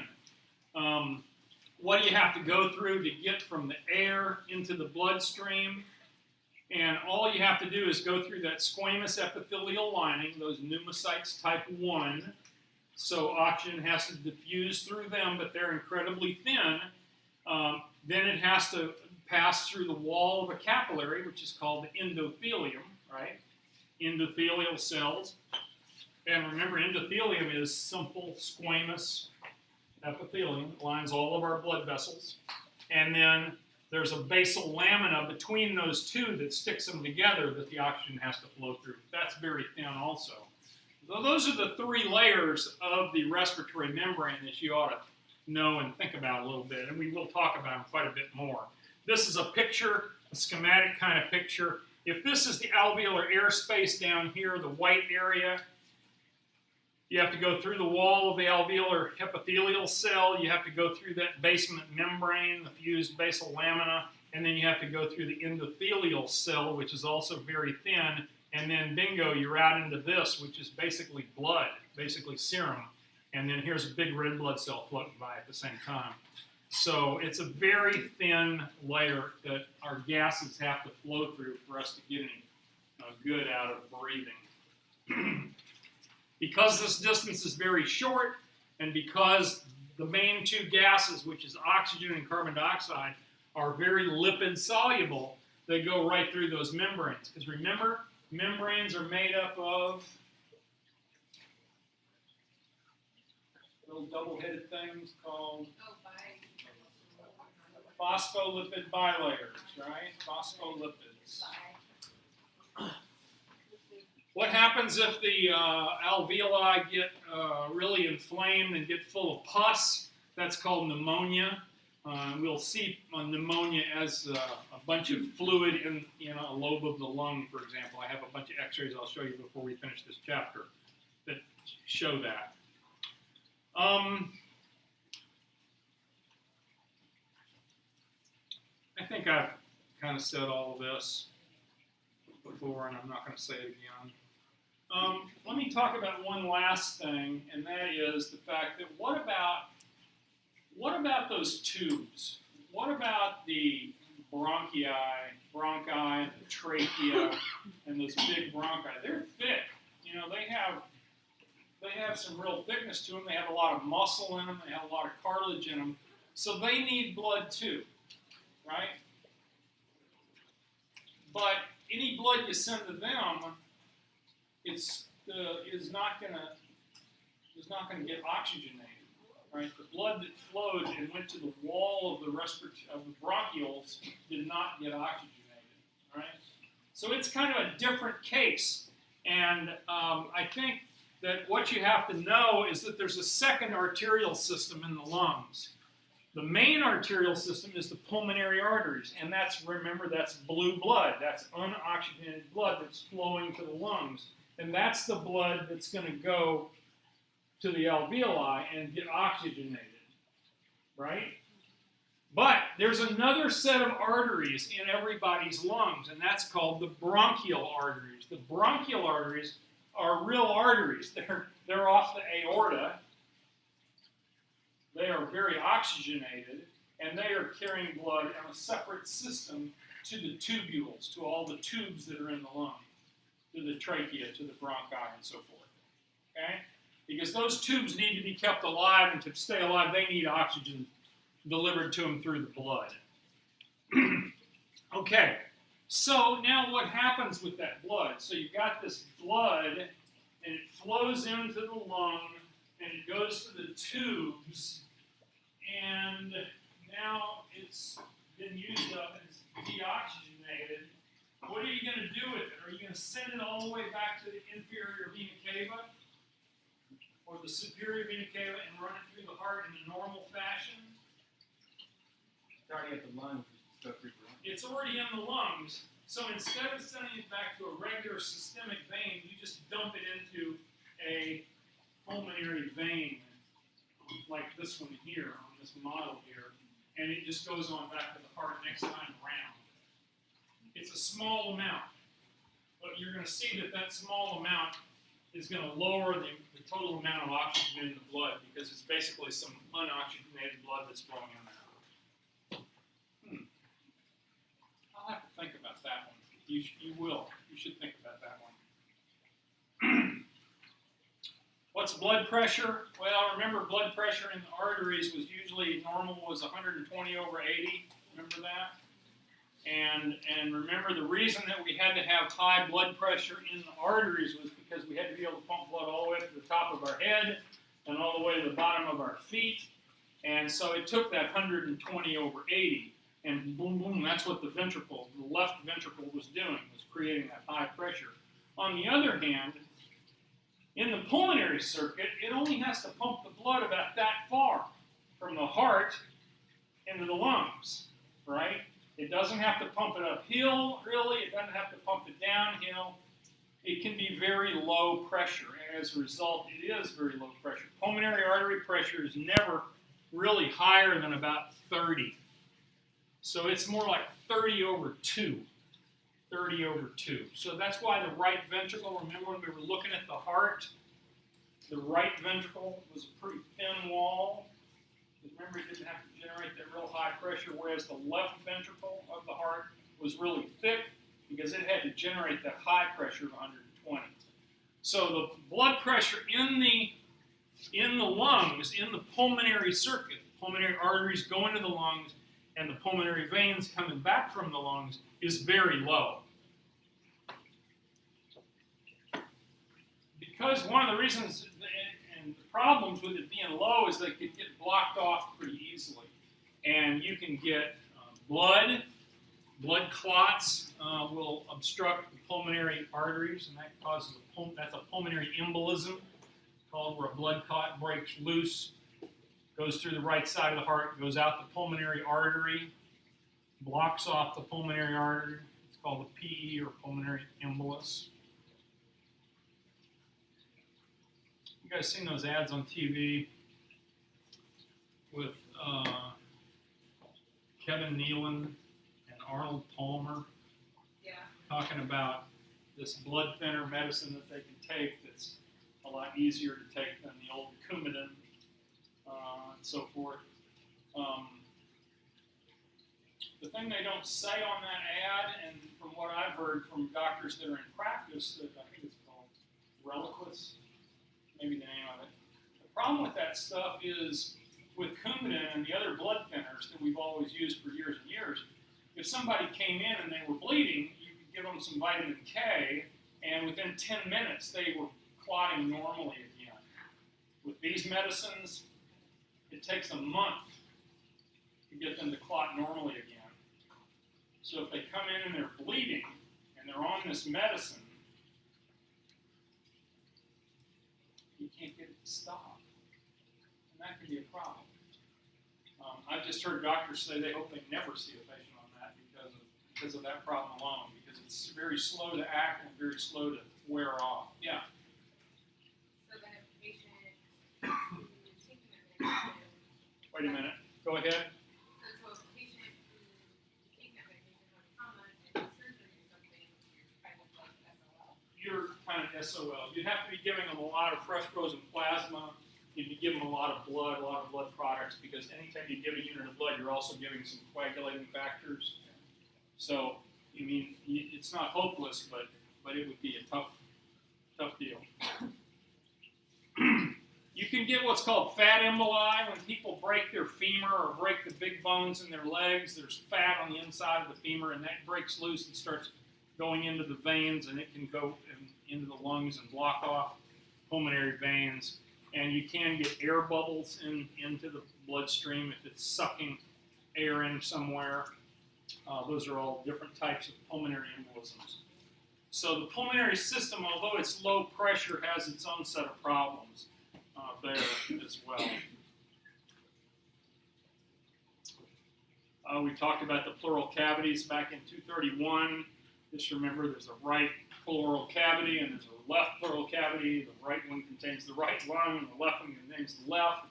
And if they get a bunch of air in that pleural space, we call that a pneumothorax, pneumo, air in the thorax.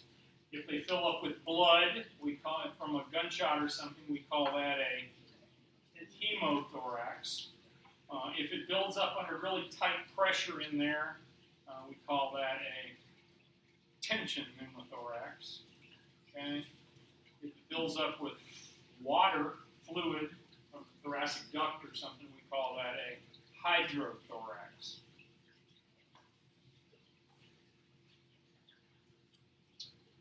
Each cavity has a serous membrane, the pleura. It has a parietal pleura on the outside, on the inside of the chest wall, and it has a visceral pleura, which is on the surface of the lung itself. Remember that? Oh, there it is. Let's go back to that for just a minute. What happened? I said that you have just a few drops of fluid inside your pleural cavities and inside your peritoneal cavities. What would happen if you didn't have any fluid in there? It would be friction. And so every time you took a deep breath, the parietal pleura and the visceral pleura would be scraping over each other. And I bet all of you have had that at some time in your life from some reason or another. But here's the picture. You're breathing along, and you go to take a deep breath. Breathe normally, try to breathe nice and slow, but every so often your body tells you to take a deep breath. It hurts so bad because when you're taking a deep breath, you're scraping it against the side. That's called pleurisy. Okay? Pleurisy is just the name of the symptom, and it's caused by pain when you breathe, basically when you rub your pleura over each other. You can get pleurisy from a virus, from a cold. You can get it from pneumonia. You can get it from a tumor, cancer. It used to be really common with tuberculosis back in the day. Yeah. So it's like, is it like a sharp, like, dagger? Yes, very much. I get that, like, randomly. Well, What does that mean? it just means you got something in there that's an inch. It's giving you troubles. Just look at me like I'm crazy. You can help with this. Yeah, no fevers, chills, no coughing up sputum.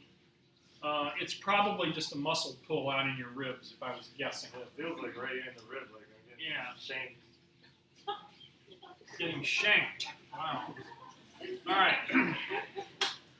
I'm going to stop at this point right here, where we talk about the difference between external respiration and internal respiration. Let me just give you, because you need to read about this and you need to understand it. And as I talk about this, I will use two expressions. One is, internal respiration is what happens inside your chest. Okay, in other words, you're breathing air in and it's exchanging oxygen into the blood. Okay, that occurs in your lungs, right?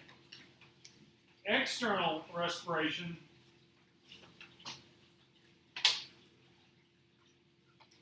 no, that's external respiration. It's the stuff that occurs in your lungs. Internal respiration occurs here in your finger. So as we go through this, you're going to hear me say that then that exchange occurs in your finger. So you've picked up the oxygen in you sucked in the oxygen, you transferred it across into the blood cells. So now the blood is oxygenated, and now the blood is pumped out here to your finger. And the reason it's being pumped out there to your finger is so that it can nourish the cells of your finger, right? So the muscle cells and the bone cells and the skin cells and the fat cells that are in your finger are going to get that blood, and they're going to take that oxygen out of it. Okay, they're going to take the oxygen out of the blood. And we call this internal respiration. Now, the thing I want you to know is this is not the same type of, this is not cellular respiration. Okay, remember cellular respiration? Where we took in the oxygen, and the oxygen went to the mitochondria, and the electron transport system created all these ATP. Remember that? You got that, right? Good. That's cellular respiration. And that's what it's all about, but that's not the same as internal respiration here. Okay? So external respiration is where it exchanges with the atmosphere in your lungs. Internal respiration is where it gives it to your tissues. And as I talk about that, I will use the finger as my example of you sending blood to your finger in order to supply the tissues of your finger with the oxygen that it needs, and also to haul away the waste that it doesn't need. Okay? All right. On Tuesday, we'll start into the lab stuff on respiration. We will not do the biopack until probably Thursday. Biopack is a computer thing that we'll do here in class where you will breathe and you'll measure your ventilation. How many cc's can you suck in? How many can you blow out? What is your tidal volume? What is your vital capacity? And all that stuff to measure how many cc's of blood, how many cc's of air you're actually moving. And this is kind of a long chapter, so please don't get behind. See you on Tuesday. You said that internal respiration is not cellular respiration? No. It occurs out at the cells. But cigarette under is also called cellular respiration. I know, but that's not, it's not, They're different. yeah, it's not the type of cellular respiration that you learned about before. Yeah, Thank you. yeah.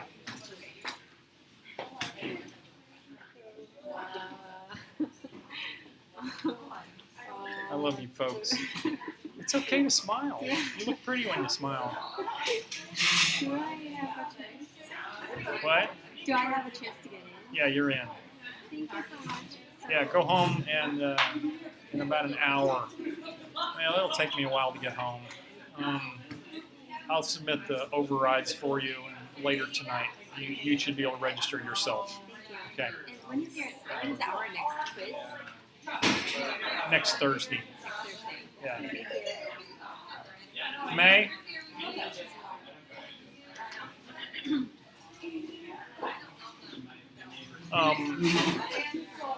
I will enter the overrides for you. Okay. And, it'll How does probably that work? Do I have to go and then you have to go register yourself. like how I did when I registered my regular classes? Okay. Yeah. But because there's overrides for you, even though the class is full, you'll be able to get in. Okay. Okay? Okay. Do that late tonight, probably. Hi. I'm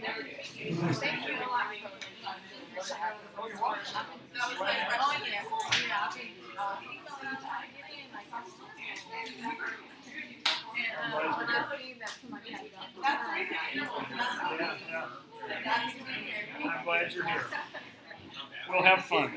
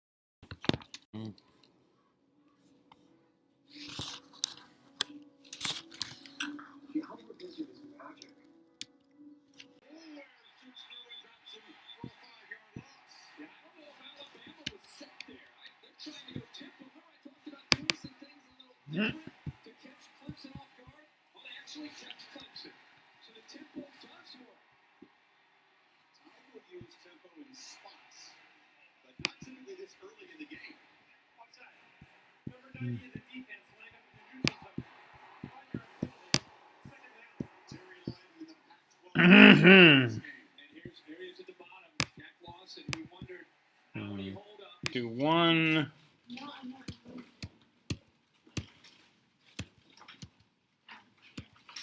Okay, we're going to start right here today. This is the second lecture of chapter 23, which is the first chapter of 233. Okay, and at the end of class the other day, I made a comment about there being external respiration and internal respiration, and I said, no, this is not the same as cellular respiration, okay? Because it says that right here, that internal respiration is also called cellular respiration. But just to be perfectly clear on this, I went and asked several of the other teachers, and they said, well, no, cellular respiration is just the process that goes on inside the cell that involves using oxygen to help you create ATP with mitochondria and the electron transport system. Remember that? And that's what we think of as cellular respiration. And then Josephine Pino said, well, you know, one of our books, one of the biology books says cellular respiration has to do with anything that has to do with using oxygen to make ATP. But I just want you to know for this class, and I'm not going to trick you on this by any means, I just want to stay away from that word right there. Cellular respiration is the internal chemical reactions that go on inside of a cell to make ATP. What we're talking about here is, when we talk about internal respiration in this class, what we're talking about today is getting the oxygen out of the blood, like out here in the finger, remember, getting the oxygen out of the blood, getting it out into the tissues where it can be used. Okay?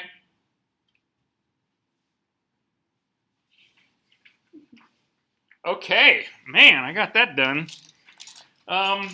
Now let me get my clicker. Gosh, I swear I need to be able to get into these classrooms a half hour early to get all my toys set up here. Only 10 minutes. Huh? Get it together. I gotta get it together here. Right.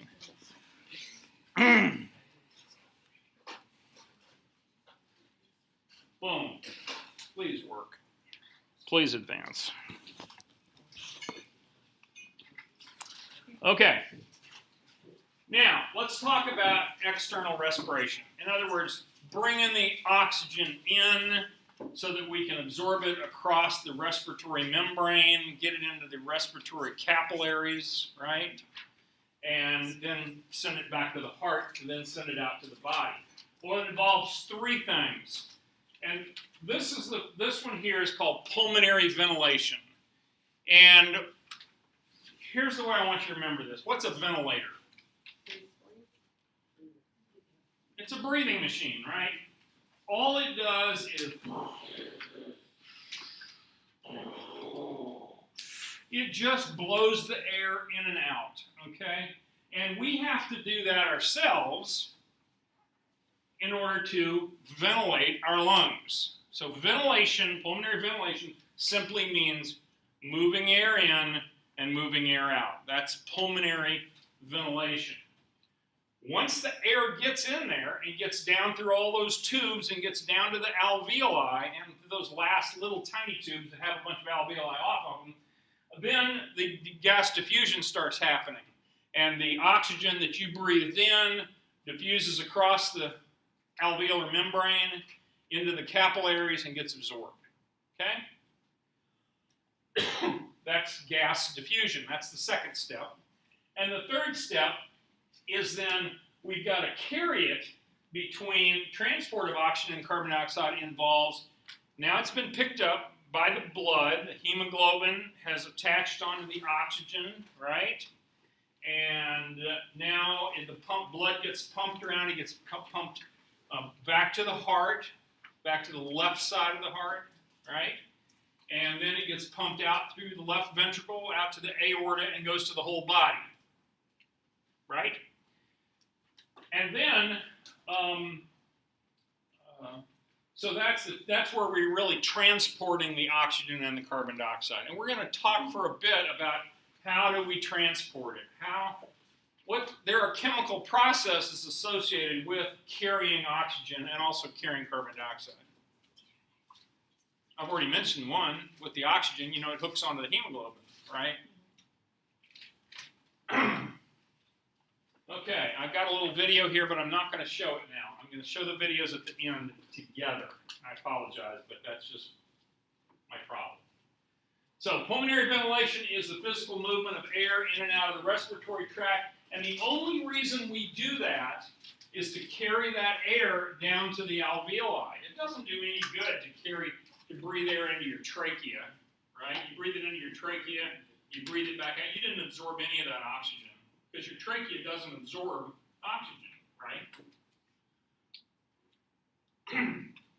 So the only function of pulmonary ventilation is actually to provide alveolar ventilation. What is atmospheric pressure? You guys watch the weather, and they talk about what the atmospheric pressure is, right? And they say atmospheric pressure is going up. That usually means good weather is coming, clear weather, and it's going down. And that usually means bad weather is coming, or rain or precipitation. But basically, atmospheric pressure is basically the weight of air. How hard is it pushing down on us? Anybody ever scuba dived? Yeah. I have too. And scuba diving, learning about scuba diving is basically the study of gas physiology, isn't it? You read all these books and you take these tests and so forth to make sure you understand how air pressure works and how as you go down in the water and go deeper, all the pressures get much higher on you because you've got the weight of all that water on you and so forth. So let's talk about pressures for just a minute. Let's talk about Boyle's law. Boyle's law is one of the great gas laws invented by Dr. Boyle many years ago. And I'm going to illustrate Boyle's law to you. This syringe has 20 cc's of air in it. I pulled it back to the 20 mark, okay?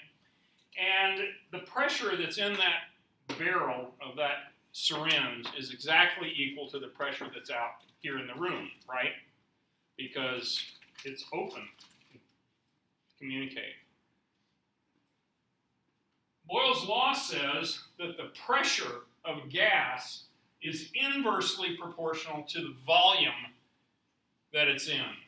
Okay, in other words, as the pressure goes up, the volume goes down, and vice versa. When the volume goes up, the pressure goes down. All right, here's my illustration of Boyle's law.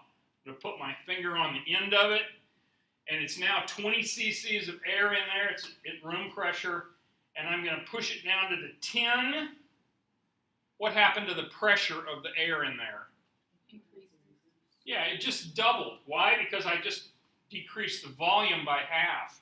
It's from 20 cc's, it's now down to 10, so I increased the pressure in there, and if I take my finger off, you can hear it rush out, right? That's Boyle's law. That was easy, wasn't it? Y'all got that one?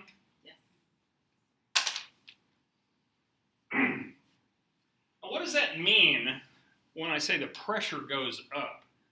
What does it mean on a molecular basis? Like when I went from 20 to 10, I've got the same number of gas molecules in that smaller space, right? And because they're all moving around and bumping into each other, they're actually bumping into each other twice as hard and twice as often as they were when it was out here at 20. Makes sense? And the reason that the pressure is going up, and if we were measuring pressure and we had a pressure gauge on here, the pressure of that gas pushing on the walls of the inside of this syringe would go up by 2 as I moved it from 20 down to 10. Simple enough, right? So in a contained gas, like there is in this syringe here, if the external pressure forces the molecules closer together, and when they're closer together, they're bumping into each other more, but they're also bumping into the walls more, and that's what increases the pressure. Got it?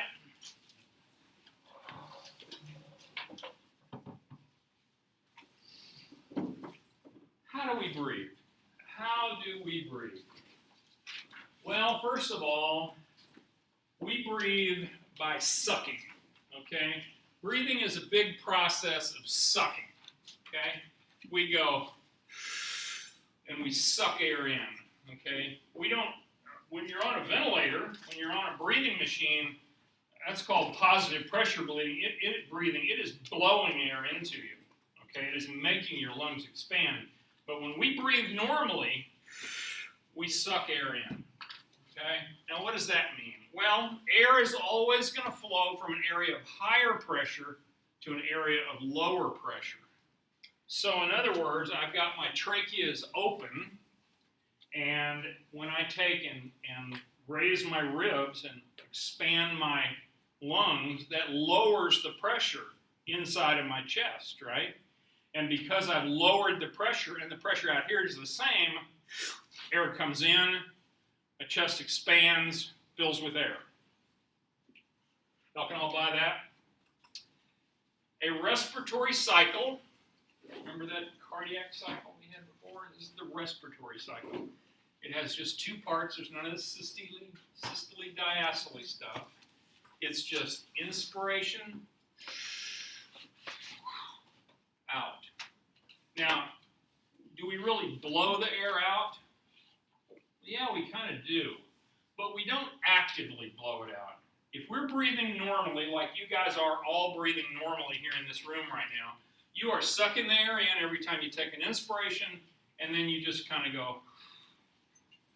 And the natural elastic forces of your chest and the weight of your chest wall and so forth just kind of collapses and out goes the. We don't force air out. Now, the reason I say that is because we're going to talk about on active breathing here later. We're going to talk about like what we'd be doing if we were really working out and we were. Because when we get to really exercising, we're sucking it in and we're blowing it out. We're doing both, okay? So, but just know that for regular breathing, we just sort of suck it in and it just kind of falls out. So pulmonary volume, or pulmonary ventilation, really all that does is cause these volume changes by contracting our muscles, our external intercostals. Remember those guys?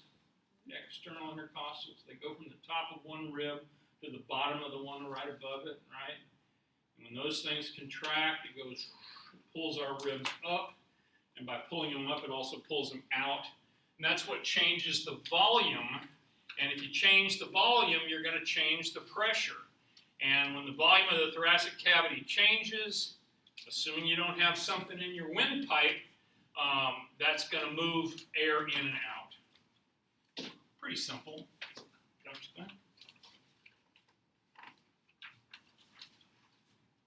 The point that's going to be made on that little short video that's going to come up later is that it doesn't take very much change in pressure to make the air flow in and out. We don't really increase the pressure or decrease the pressure in our chest more than a very few millimeters of mercury.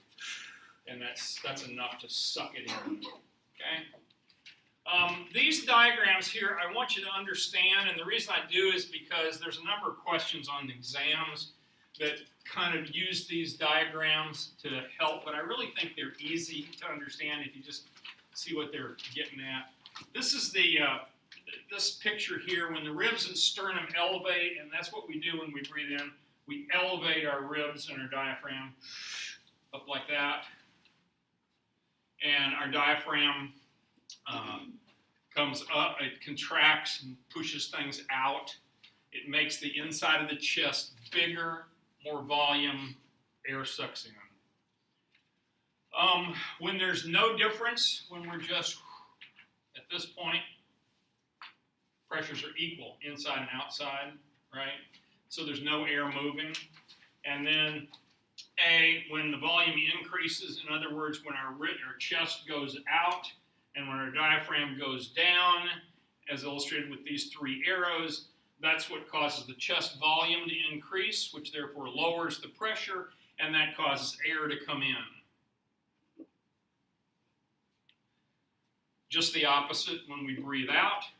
The chest comes in, the diaphragm goes up, pressure goes up, blows out. What is compliance? Compliance of your lungs is very important, and we all want to have very compliant lungs. So compliance is an indicator of expandability. Nice, young, healthy lungs like we've got in this room should expand and go out really easy. We have good compliance. If we didn't have good compliance and we had low compliance, it would mean our lungs are stiff, like in some old guy who's got COPD. And his lungs get stiff from all the scarring and so forth that's going on. So it takes more pressure to suck air in. It takes more pressure to force air out. His lungs are not compliant. Okay? What are the things that affect compliance? Well, connective tissue structure. As you get older, things get stiffer, less surfactant production, which holds our lungs open.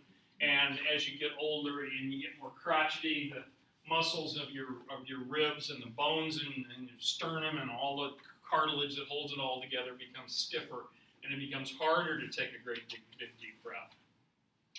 It's not just a matter of the lung tissue itself being less compliant, it's everything. It's the thoracic cage and everything. Make sense? Okay, so we can measure pressures anywhere these days, and that's kind of nice. We can measure pressures inside the lung or outside the lung. We can measure the pressure in the pleural space, okay, between the parietal pleura and the visceral pleura. Remember those things? Okay. What's normal atmospheric pressure? Well, that's a good thing to know. Normal atmospheric pressure is one atmosphere. At sea level, and that's what we call normal, is on a normal day at sea level. And you can call it 1 atmosphere, and you can call it 760 millimeters of mercury. Now, how many of you right now, if I put a question on the test and I said, describe what it means when the pressure is at 760 millimeters of mercury? Who can explain that to me? How do we measure that? That's the amount of force it takes to move a column of mercury up 760 millimeters. It's pretty good. So 760 millimeters is how many centimeters? You got it. Yeah? Well, it's also dependent on the atmosphere. Well, no, we're just talking about one atmosphere pressure. But I mean, the weather changes by. Well, yeah, that'll move it up and down. But let's just say it's at 1 millimeter, 1 atmosphere for now. So how do we really get that? Well, 76, I asked you, 760 millimeters is how many centimeters? Come on, guys. 760 millimeters is about that much. Or 76 centimeters, right? Yeah. A meter stick is 100 centimeters, right? Or 1,000 millimeters. Got it? Okay. So what does this really mean? Well, you guys never got to play with mercury, but back in the day, before we knew mercury was dangerous, my granddad brought home a big bottle of mercury one day from the college where he worked, and we played with it for weeks. I don't know how much of it we ended up drinking or eating or whatever, but I figured, what the hell, even if we drank it, it's just going to go right through us. Because you could pour it out on the ground and it would break up into 1,000 little balls. But then you kind of push them together and they all join together and it comes back together and it all holds together as one big blob of mercury. It's liquid. Why do we use mercury? Anybody know? The density of mercury is 13.6. That means if you have 1 cubic centimeter, 1 cc of mercury, if it was water, it would weigh 1 gram, right? That's the definition of a gram, is 1 cubic centimeter of water. But in mercury, that would be 13.6 grams. In other words, it weighs 13.6 times as much. Which means that if you have let's say we have a bottle of mercury that's this long here, and we had a tube, a glass tube that was, say, a meter long, 1,000 millimeters long, and it's closed off on one end, but we fill it completely up with mercury, okay? And then, so it's a tube, it's laying down there in the mercury, it's completely full of mercury, and then we stand it up, okay? What happens? Yeah, something happens. Compresses down to the bottom. It compresses down. How much does it compress to? Compresses down to the 76 centimeter or the 760 millimeter line. Okay? Because it's really the atmospheric pressure out here that's pushing down on the mercury that's really what's holding it up. Okay? So that's the way we measure pressure. God, you never thought about that, did you? You never did understand that, did you? I know, it's crazy. Yeah. So then, like in Colorado and stuff, would the pressure be more because it's a higher elevation and away from sea level? What do you think? You think the pressure would be higher up in the Or mountains of lower? Colorado? Less. Less. Why is it less? Because the mountains are higher, there's less pushing. The mountains are higher and the air is thinner, right? There's less air to push down on that mercury. And so, yeah, the atmospheric pressure is always lower in the mountains. And that's going to become important later when we start talking about oxygen percentages. And we talked about it a little bit in 232, and we're talking about blood, right? People who live in the high mountains, because they breathe in less oxygen, they make more blood cells, they make more hemoglobin, they have a higher crit, right, in order to carry the same amount of oxygen that you and I do down here. It's also why the Olympic training centers are located in Boulder, Colorado at elevation, so that our athletes can train at elevation and then leave and go to the Olympics, which is usually at sea level, and they'll have a whole lot more blood in them So for a few days. is it fair to say then people that live at higher elevations, they use oxygen more efficiently? I wouldn't say they use it more efficiently. I'd just say they have to work harder and they got to breathe more in and out in order to get the same amount, because every time they breathe a breath of air, it doesn't have as much oxygen in it. How many of you have ever been to, some place high in the Rockies like Vail, Colorado or someplace? And here's my experience. I went to Vail to a medical conference, and the first day, I just noticed that I was breathing really hard.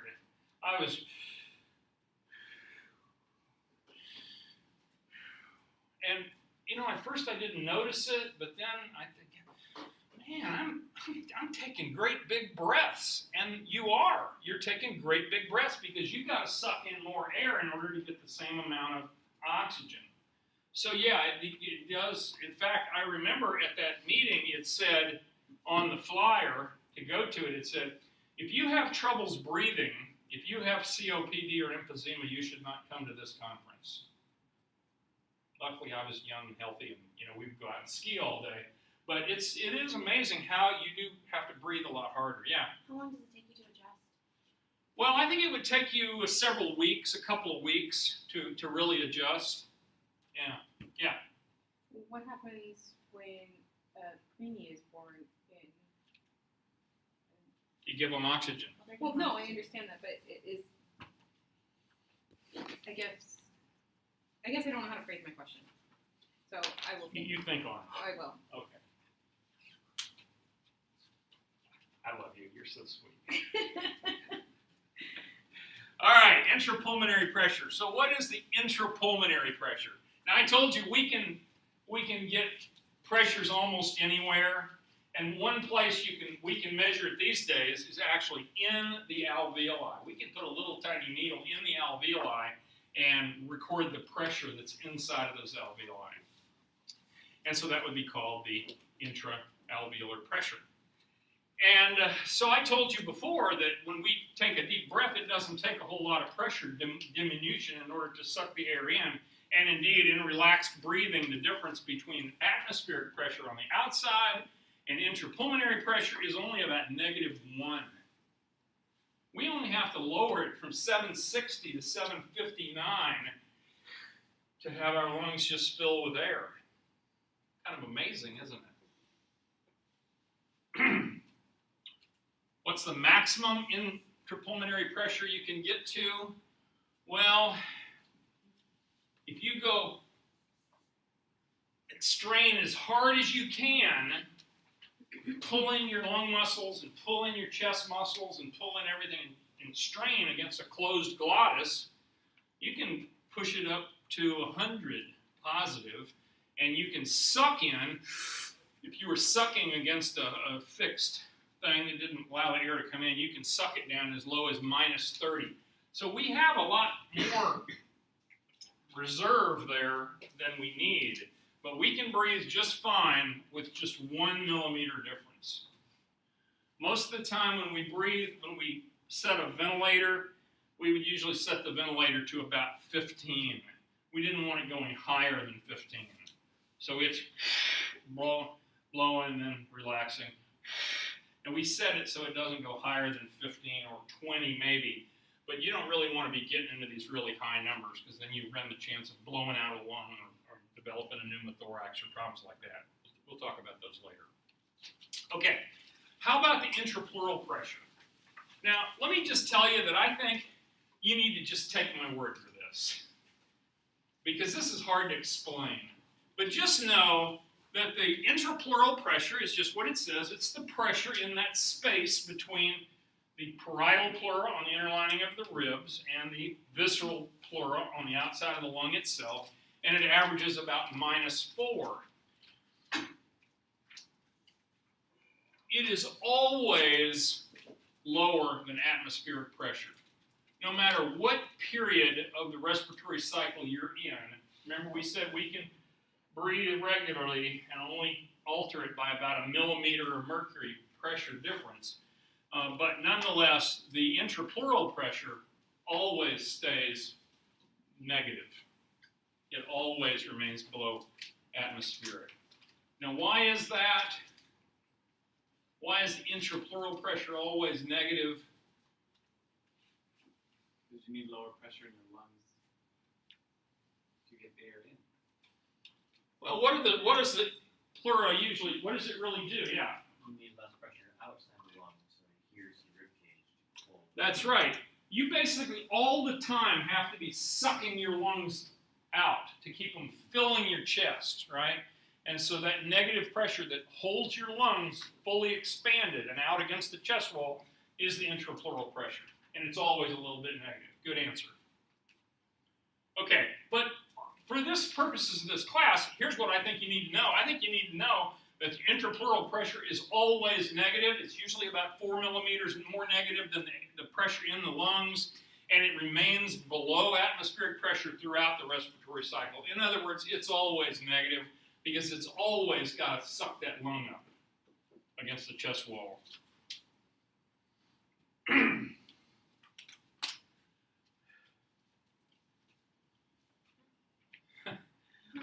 I love teaching basic sciences. Basically, millimeters of mercury is just what I said. It's how high can the column of mercury be held. Torr is another word that means the same thing as millimeters of mercury. So 760 torr is the exact same thing as 760 millimeters of mercury. It's just another name for it. Centimeters of water? Well, think about that. Now we're taking a tube and we're putting it in water and we're holding it up and we're measuring it in centimeters, not millimeters of mercury. 10 centimeters for every 1 millimeter, right? But it's 13 to 1 for the density of the water versus mercury. And so we get this. Normal atmospheric pressure on a normal day, 1033 centimeters of water. Pounds per square inch, PSI, you'll see that on most oxygen bottles and most gas bottles. Pressure per square ounce. And normal, pressure per square inch. How much is it pressing on 1 square inch of the wall of the container? Normal pressure at atmospheric is about 15 PSI. How many of you knew that? How many of you knew that normal PSI is 15? I didn't. And then one more. Listen to the weather guy in the morning and he'll say, the barometric pressure today is 29.76 and dropping, or 29.82, or something like that. Okay? Now what units is he using?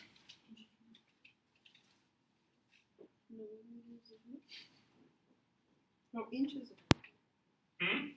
Inches of mercury. He's using inches of water. But I saw on here that it's inches of mercury. What? You wrote on here that is inches of mercury. Did I? Yeah. Okay, well maybe that's it. 29 inches. No, 760 is a lot more than that, isn't it? Oh, let's see, a whole meter. No, that's right. It's inches of mercury. Thank you. God. So inches of mercury, that just seems so odd. Anyway, you'll hear that on the weather reports in the morning.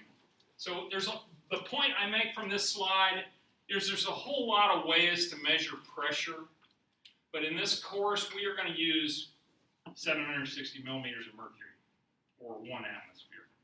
That make sense? I hope. There it is. You're right, inches of mercury.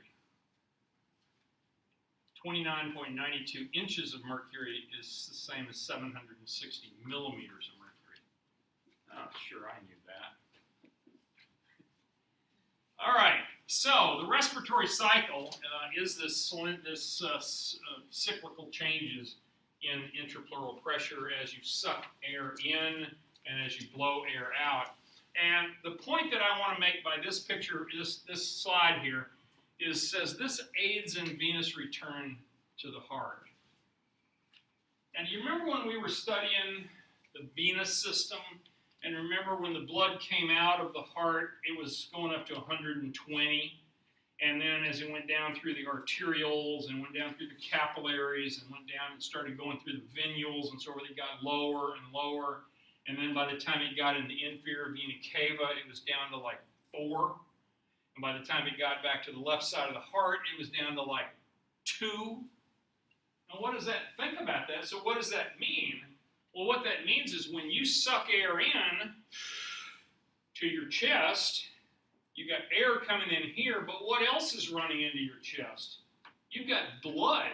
You're sucking you're sucking blood back to your heart because you're lowering the pressure in your chest, and all of these veins are sitting there with all this blood that's really low pressure stuff, and you suck it into your heart.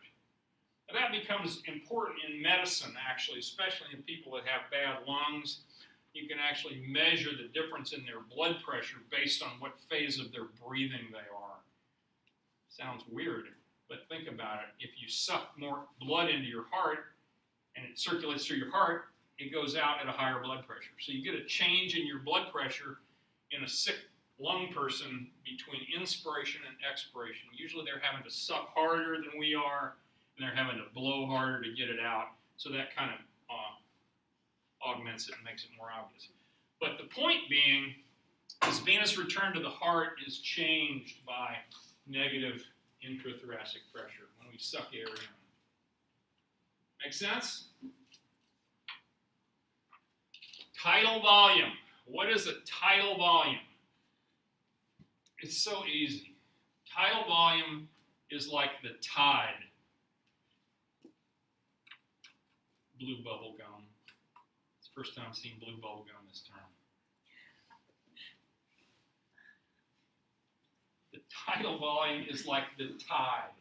It's the amount that goes in and out with a normal wave. Okay? So the tidal volume is the number of cc's of blood that come in when you take a normal breath and go out when you normally expire. Okay? That's all there is to it.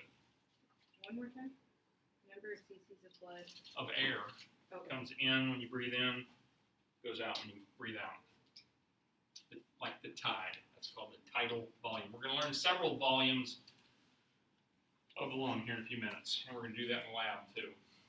Okay, talk about injuries to the chest wall. A pneumothorax is something that causes air into the pleural cavity.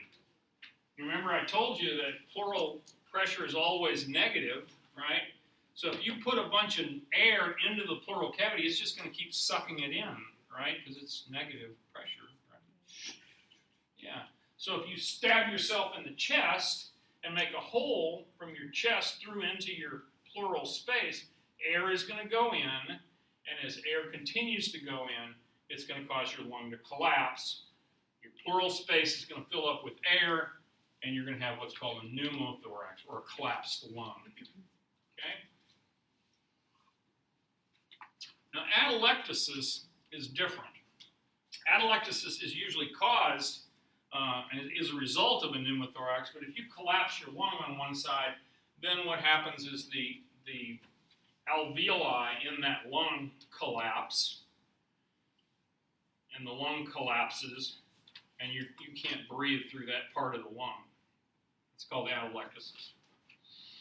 Now let me give you a story about atelectasis, because when I was a surgery resident and surgery intern, we had this attending guy, and he would say, at watch change in the afternoon, he'd say, "Sessions, you're on call tonight, and I want you to go up and see my patient, Mrs. Jones, and she had her gallbladder out today and her colon out, and she's going to have a lot of pain. And they're going to probably call you about 2 in the morning, and they're going to say, Mrs. Jones has got a fever of 103.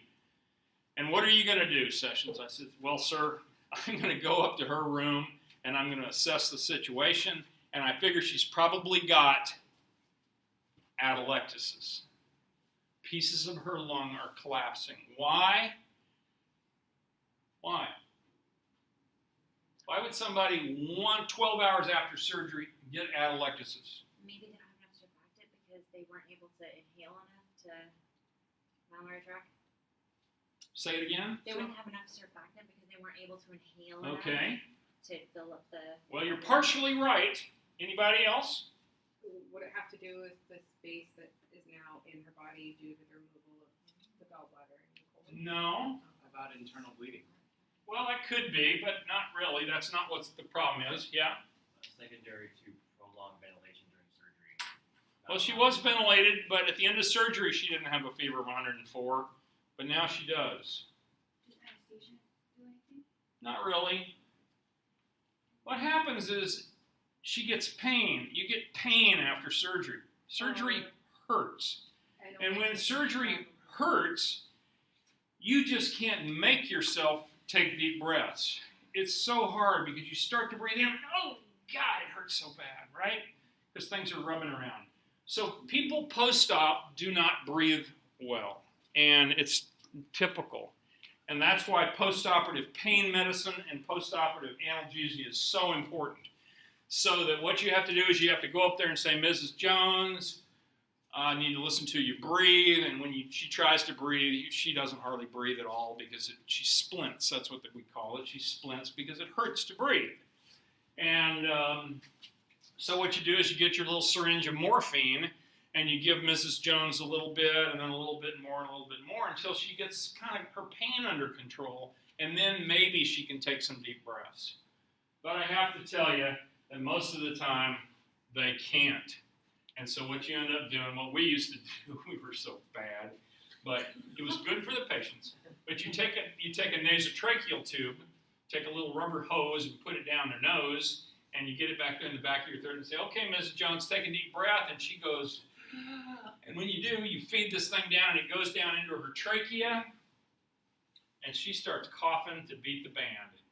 And she coughs and coughs and coughs, and she kind of coughs up her toenails, and then she takes a deep breath, and she does that 3 or 4 times, and she has re-expanded her lungs. So all those areas that were collapsed from atelectasis, from just not taking deep breaths, are suddenly re-expanded. And you cure the problem. And her temperature comes down to normal, and you go back to bed. Okay? Now, remind me when we get in lab today to get my incentive spirometer and show you guys how that works. That's I kind was just going to ask you, like, So what causes the fever? the collapsed lung, collapsed alveoli generates a high fever. Just the simple act of those alveoli collapsing. So it's not like the inability for oxygen to get to the bloodstream? No. I kind of think I figured out how to word my question. Okay, here we go. Okay, so if you have a preemie in Colorado, would it be a riskier preemie than having one at sea level? Yes, it would be. But the fact is, at altitude, we do have oxygen. So you could give the baby, instead of breathing on 21% oxygen like we're breathing on here, and 19% like she's breathing up in Vail, Colorado, up in the mountains, you turn on the oxygen, you can crank it up to 40%, even up to 100% oxygen, so that everything she's breathing is oxygen. So that's problem is overcome like that. Okay, and then, but is there an increase in preemies having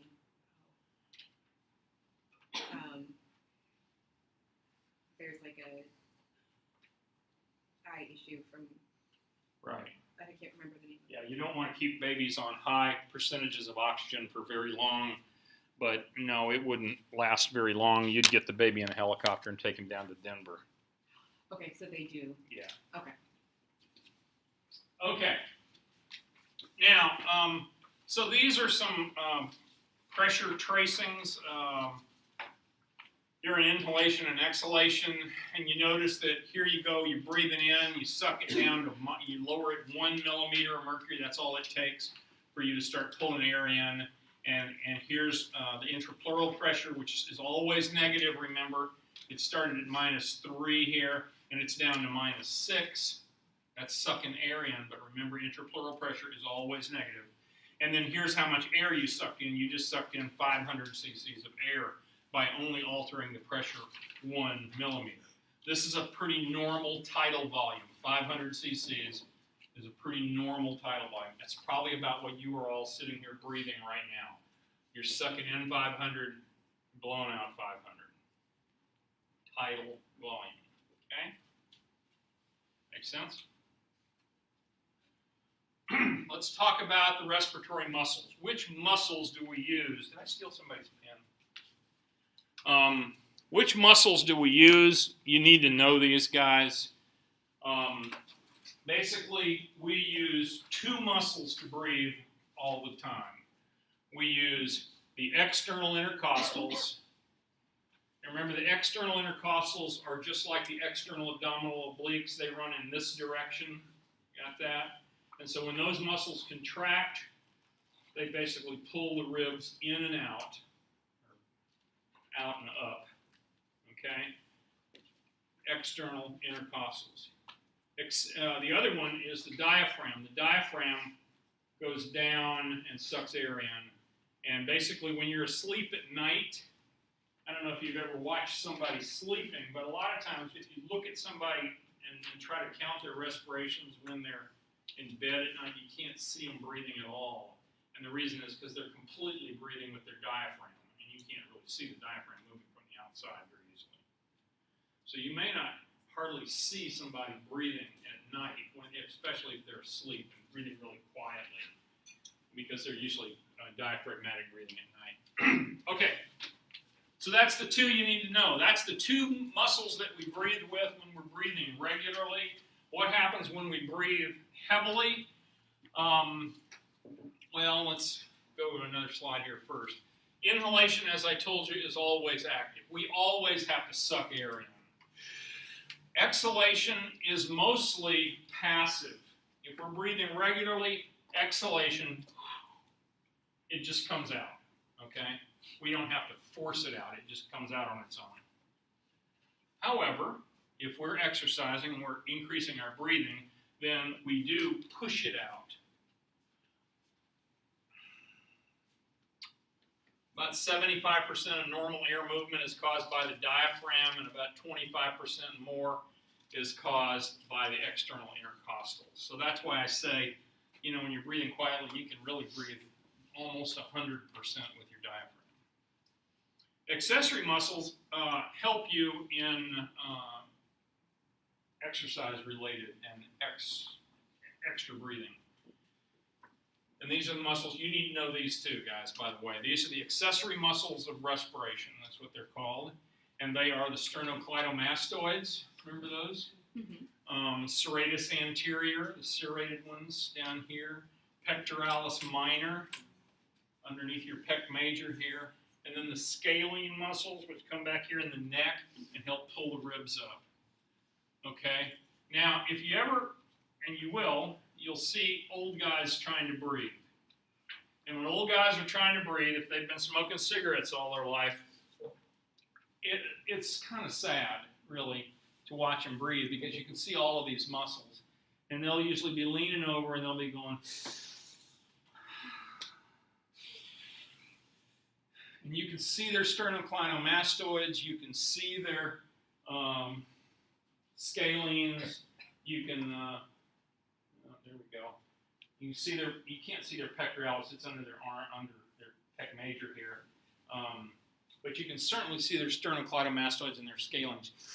They're just like using all the muscles they've got to pull their ribs up, because they need to take, it's so hard for them. Their lungs are very non-compliant.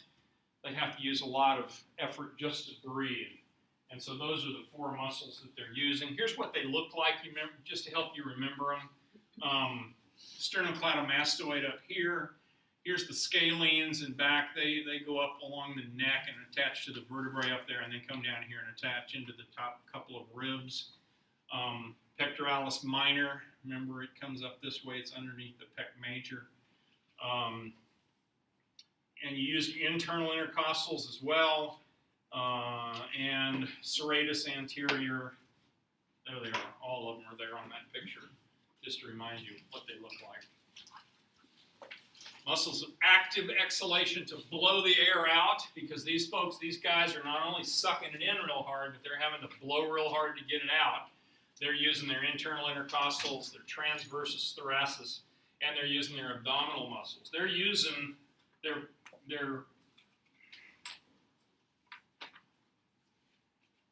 what's this one called? It goes up and down. Practice abdominals, yeah. And how about all these others too? All these other abdominal obliques. They're using all of them to breathe. Remember, they're pushing with their abdominal muscles to help push their diaphragm back up to help them exhale. So keep that list of little muscles in mind. Another picture of them. They're in your book. You just need to know those. So modes of breathing, classified by pattern of muscle activity into quiet breathing and forced breathing. I think I said that already. Quiet breathing, they call it eupnea. I've never heard that word or used that word. I wouldn't worry about that, eupnea. It's active inhalation, passive exhalation. Diaphragmatic breathing is usually really deep breathing, which is dominated by the diaphragm. Costal breathing or shallow breathing is usually just your rib cage muscles working. Elastic rebound plays a major role. Compliance, when you expand your lungs, then they sort of shrink back to their original position just due to elastic rebound, and that's a good thing. Forced breathing is called hyperpnea, hyperpnea, pneumonia. Get that? Pneumonia. Hyperpnea involves active inhalation and exhalation. It's assisted by the accessory muscles, and if you keep doing it long enough, you'll get really exhausted pretty quick. Okay, now let's talk about some of the numbers, because you're going to need to be able to calculate some numbers here. Our respiratory system adapts to a changing oxygen demand. If we need more oxygen, guess what we do? We breathe harder, okay? Now, how do we breathe harder? We got two ways to do it. We can either increase the number of breaths per minute, or we can increase the amount of volume, increase the tidal volume, the amount we're taking in and out with each breath. Any of you can make yourselves pass out quick enough by doing that. If you do that long, you'll pass out. And when your kids say, "Mommy, you're making me mad. If you make me do that, I'm going to hold my breath till I faint." What you should do is say, "Yes, dear, go right ahead." Because they will. They will hold their breath until they faint. And the only thing you want to do is make sure they don't hit their head too hard when they fall, but then they're going to wake right back up and start breathing again. All right. So there's some numbers that you need to know, and you need to know how to calculate them. One is called the respiratory minute volume. Isn't that easy? Respiratory minute volume. Sounds easy, right? It's the amount of volume that you breathe in and out each minute. So if you know what your respiratory rate is, and what's normal respiratory rate? 12 breaths per minute. 12 is pretty good. Right there. Huh? It says it right there. Oh, at least it wasn't on my slide. Okay. Yeah, about 12. And then the tidal volume is how much you breathe in and out with each breath. So if you're breathing 500 with each breath and you're breathing 12 times a minute, you are breathing 6,000 cc's a minute, and that's your minute volume, your respiratory minute volume. Now, do you think that all the air that you breathe in does you any good? Let's just say for all these volumes, we're measuring them right here at our mouth, which is what we're going to do in lab. So do you think all the air that I breathe in does me any good? Well, let me ask you this question, Heather. The air that I breathed in that only made it as far as my nasopharynx, did that do me any good? No. The air that only made it as far as my laryngopharynx, did that do me any good? The air that I breathed in that filled up my whole trachea, did that do me any good? No. Okay, that's what's called the dead space, the anatomic dead space. That's air that you breathe in and out. And believe me, you have to do it. You have to breathe in dead space air in order to force the rest of it on ahead of it, so to speak. But the volume of air that remains in the conducting passages at the end of your breath is the anatomic dead space. Now that brings up my other little example toy here. How many of you when you were kids, you thought, you know, I want to be able to go to the bottom of the swimming pool with a hose and be able to breathe from the bottom of the swimming pool?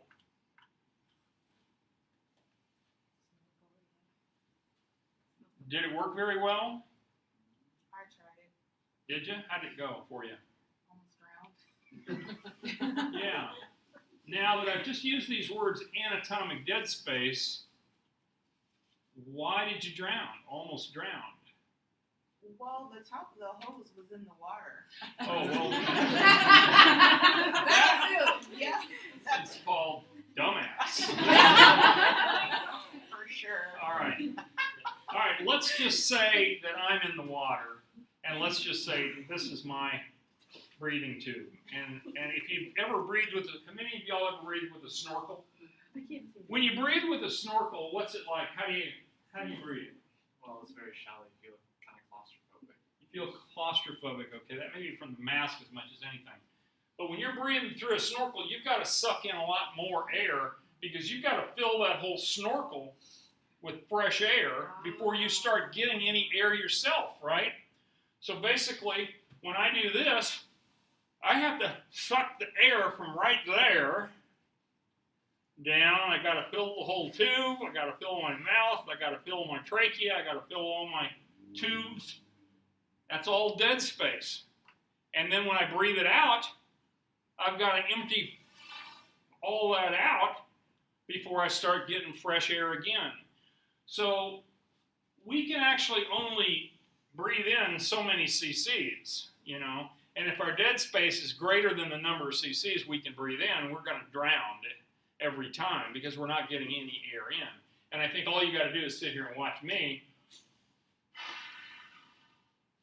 and watch this thing fog up with each breath and realize that, you know, even when I expire, all the air that I expire into here doesn't get replaced. I'm just breathing back in the same stuff I blew out to fill the tube up with, right?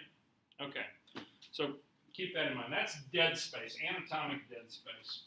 So, since the only thing that really matters is the amount of air we get all the way down into the alveoli, and all that other dead space stuff doesn't do us any good at all, the only thing that really matters is how much do we ventilate our alveoli. In other words, how much do we get all the way down to the bottom? Make sense? And to calculate that, and so we have another number here we're going to call the alveolar ventilation rate. And basically the alveolar ventilation rate is the tidal volume, the amount we move in and out, minus the anatomic dead space, because it's not doing us any good and it's not getting to our alveoli, and we're not going to be able to exchange any gases with it, times the respiratory rate. Okay? The way I always breathe with a snorkel is I would make sure that the top of the snorkel was above the water. That was really a good thing. And then you suck in, but you always suck in really deep because you've got all this extra dead space. The whole snorkel full of air is extra anatomic dead space. And it's not doing you any good. And then I always try to save a bunch of air in my lungs in case I did get water in my snorkel. I've always got enough air in me that I can go and blow all the water out of the snorkel, right? Y'all ought to try it sometime. It's pretty cool. Okay, alveolar gas content. It says here the alveoli contains less oxygen and more carbon dioxide than atmospheric air. Think about that for just a minute. The air that gets down that we have down in our alveoli has less oxygen and more CO2 than the air we breathe in. And why is that? It's because by the time you get all the way down there to the alveoli, you're breathing part of the air that you just breathed out. You're breathing it back in.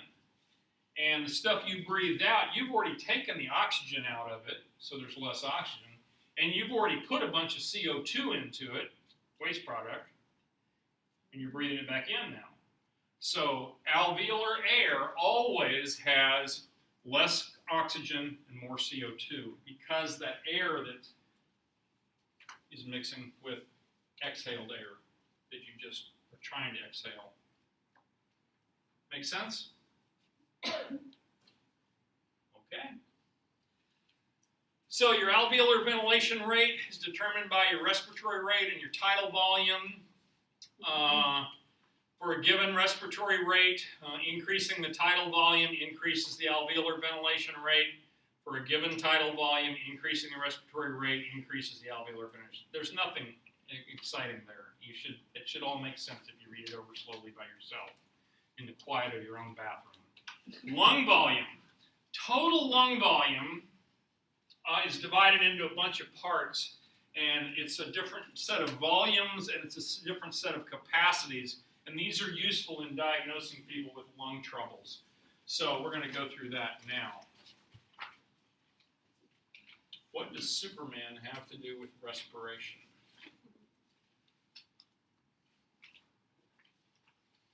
Have I told you the story of Superman before? Who is this guy? Christopher Reeve. Christopher Reeve was about as good-looking a human being as there ever was, and he was in great shape, and he played the role of Superman in the first 4 or 5 Superman movies. And he had a hobby of riding horses like this. And he was at a horse show just outside of Washington, D.C. one time, and he went to jump over a thing like that, and he landed like that. And Christopher Reeve broke his neck. Now, here's the question. You guys remember that nerve that comes down from the neck that goes to the diaphragm? What was that called? The phrenic nerve. The phrenic nerve. It's the one that innervates your diaphragm and makes you breathe with your diaphragm. That'd be a pretty good nerve to have, right?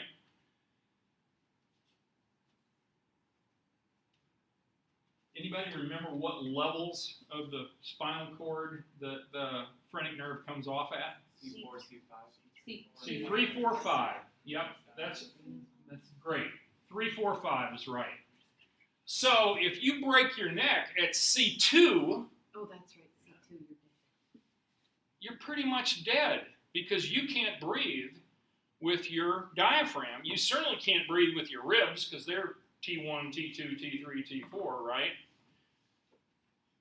Well, he was pretty much dead when he hit the ground. Only trouble was there was an anesthesiologist right there who was out there just for this reason. And he walked over and looked at him, and he realized he wasn't moving a thing.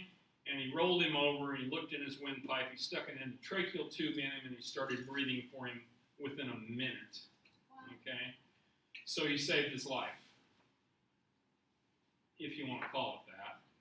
He spent the next 10 years in a wheelchair. He could not move his arms or legs. He was a quadriplegic, and he was on a breathing machine, a ventilator, that breathed him through a tracheostomy that came in through here, and he could not talk because he couldn't control his larynx either.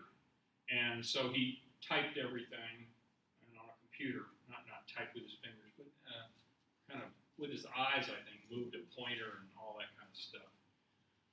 He actually made a couple of movies playing the role of a quadriplegic after that, and then he died about 10 weeks later. Here's what he looks like in his chair. Look at his fingers are all shriveled up. All of his extremities kind of shrivel up because when you don't use your muscle, you don't use it, you lose it. This was his neck. He's all fractured right up in here in C1. It's a bad deal. This is his wife. She was a wonderful lady. She really supported him completely. Here he is with his trach tube in. His ventilator was built into the bottom of his wheelchair. He won a series of awards. He raised a whole lot of money. Did a really nice job with the last few years of his life. And the really sad thing was that he died before she did. She died of lung cancer.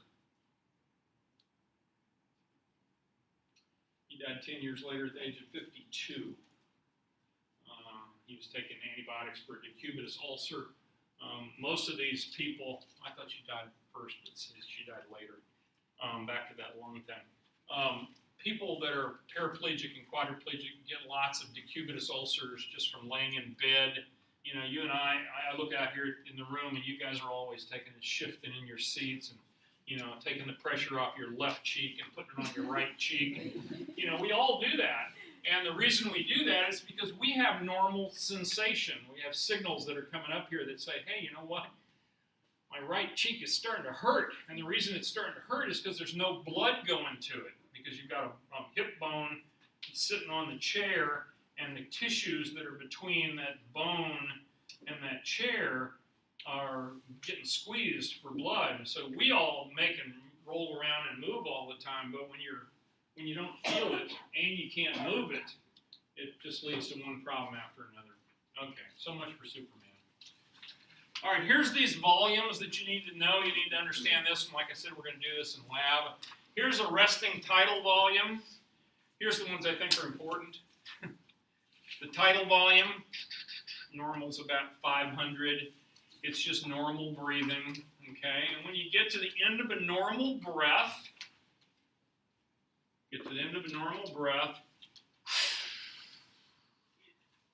how much more can you push out?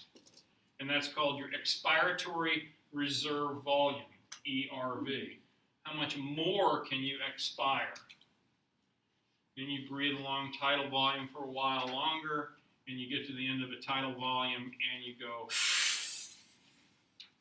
try to suck in all the air you can. That's called your inspiratory reserve volume. How much more can you suck in? So, then I think this number here is very important. This is the vital capacity. The vital capacity is for if you're a vital person, how much can you breathe in to how much can you breathe out? So from the most you can suck in to the most you can blow out is the vital capacity. Okay? That's an important one. Now, these others aren't so important, I don't think, but it's kind of weird if you think about it, because you see there's a residual volume in your lungs. So even if you blow it all out, all that you think you can blow out, there's still a bunch of air in your lungs. That's this residual volume, this minimal volume that they have down there. That's how much you've got in there when you die. You've always, even when you die, you've got a little bit of air in you. So that's what those numbers are. But basically the ones I think are important are tidal volume, expiratory reserve volume, inspiratory reserve volume, and vital capacity. In to out. Pulmonary function tests, we used to send patients down to get pulmonary function tests if we were going to operate on him, especially if it was an old geezer and you worried about the state of his lungs. You would send him down to the PFT lab, the pulmonary function test lab, and they would do these tests to basically measure those things that we just talked about. And just so you know that those labs are more of a cheerleading session than anything else. So if I was trying to do pulmonary function tests on this thing here, I would say, okay, now you've got this thing in your mouth and you're breathing in through it and you're breathing out through it, and you spend a lot of time coaching. You say, okay, deep breath, deep breath, deep breath, deep breath, come on, deep breath, deep breath. And it's almost more important how much you cheer them on than it is how much they do. I mean, you really have to cheer them on a lot, because most people will just say, they don't really want to do it. So pulmonary function tests are kind of a cheerleading thing. All right, I'm going to stop right there for today, and now I'm going to show those little videos that I thought might be helpful to you. I don't know. Let's see. Let's hit that. 3, 2, 1. Okay.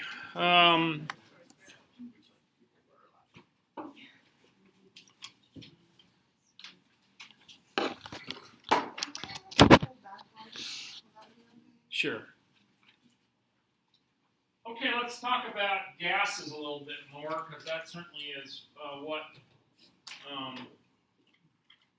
lot of this respiratory stuff is about. And let's just say that, as I've said before, that the gas exchange that occurs where air goes from your alveoli through the membrane and into your blood, and the way the carbon dioxide comes out is all simple.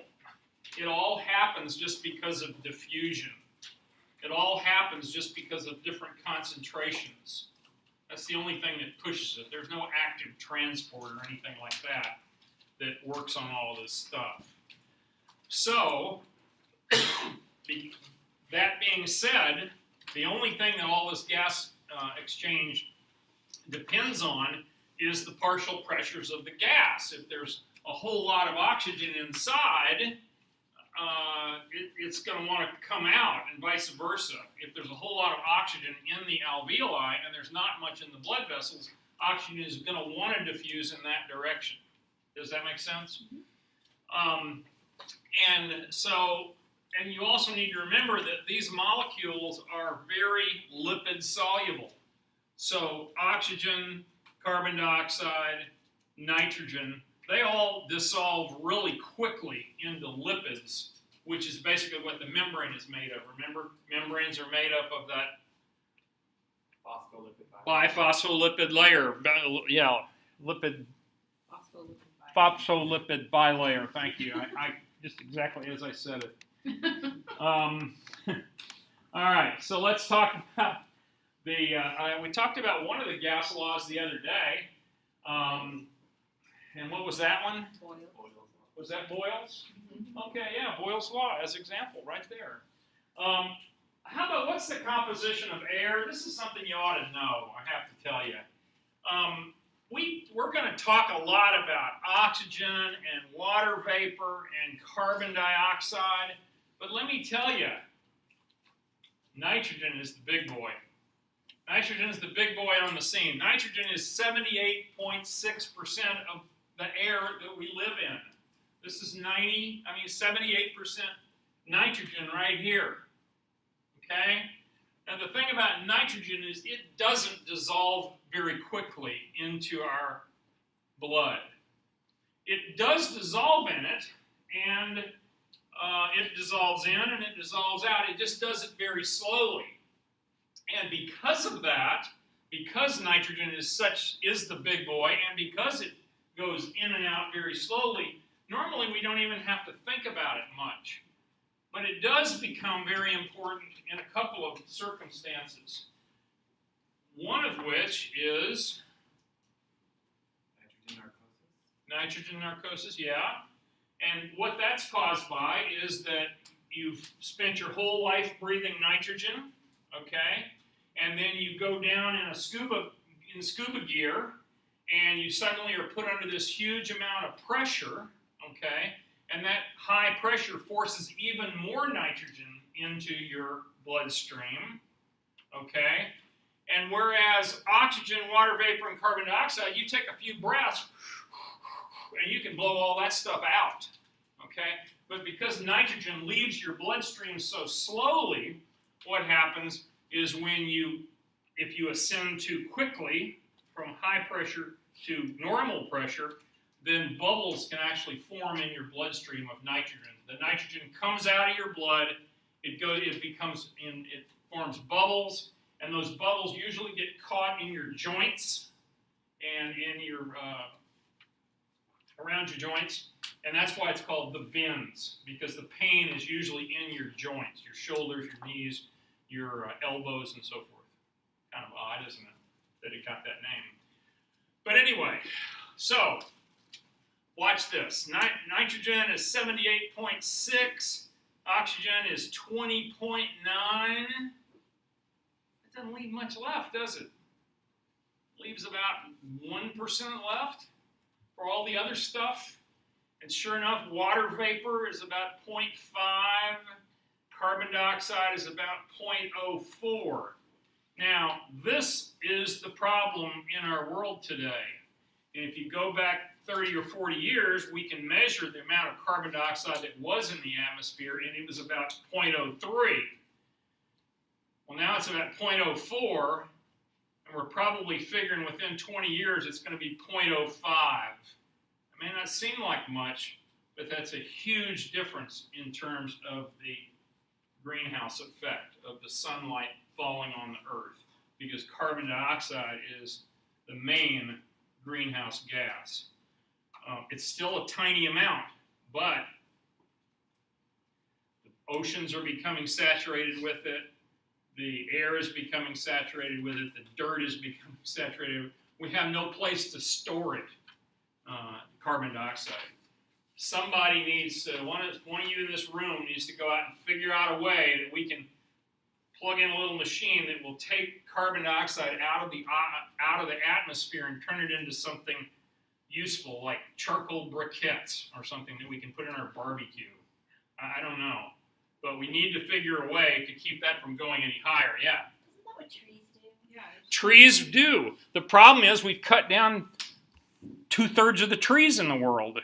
So that's the solution. Now we need to plant more trees. Well, sure. Turn the rainforest. But let me tell you, you go out to a farmer in eastern Oregon and ask him if he wants to plant trees on his wheat farm that's the source of his family's living.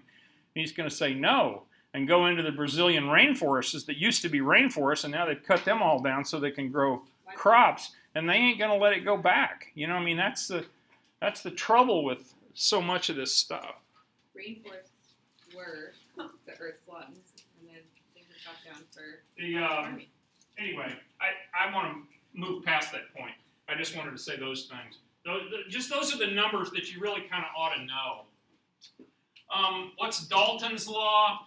And Dalton's law is the law of partial pressures, and it means that gas molecules mix together really easily. So if you put in 20% of this and 30% of that and 40% of that, they will each apply a pressure. They will each create their own pressure based on the percent of that gas that is in the thing you're measuring. Atmospheric pressure of 760 is produced by a combination of all the air molecules that are bumping into each other. So that's mostly nitrogen, but also oxygen, carbon dioxide, water vapor. And each gas contributes to the total pressure in proportion to its number of molecules. Remember that stuff about moles? All the partial pressures together are going to add up to 760 if we're at sea level. So you're going to add up the partial pressure of nitrogen plus the partial pressure of oxygen plus the, on and on until it will all add up to 760. Henry's law says that when gas under pressure comes in contact with liquid, it will dissolve in the liquid. So what does that mean?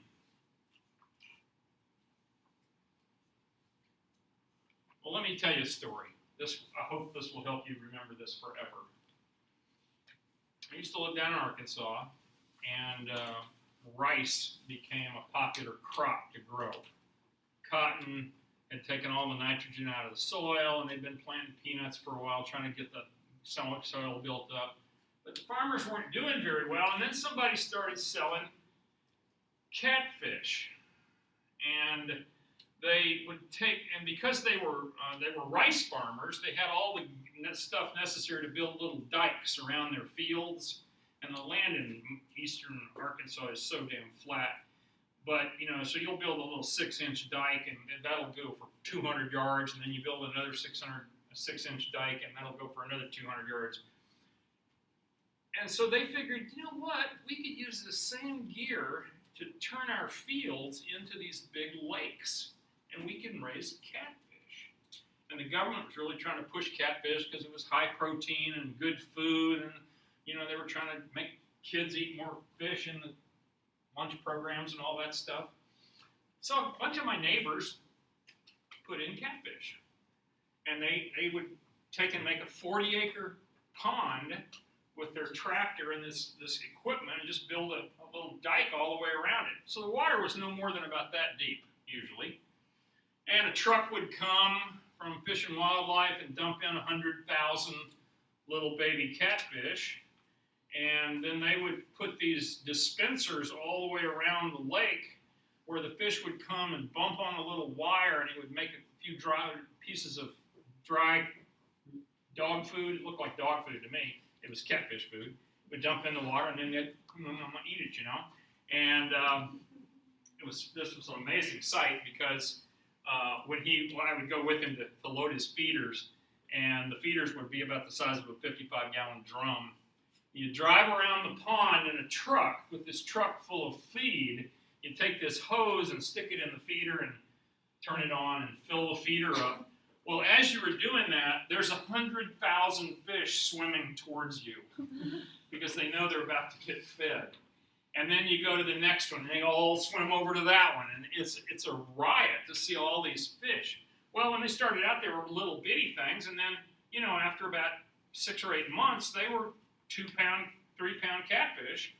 And then wasn't very sophisticated. You didn't go with a fly rod and fish them out. You just pulled the plug and drained all the water out, and you walked around and picked them up off the ground, threw them in a bucket, and took them off to the fish farm and fish factory, and they got turned into McChickens or McFishes or something like that. I don't know. But anyway, all right, here's the lesson. It's the middle of the summer, and it's really hot. It's 100 degrees. It's really hot, and you look out on the pond, and here's all these little baby fish, and they're trying to suck in bubbles of air to get enough oxygen. Now, why is that? Why isn't there just plenty of oxygen in the water?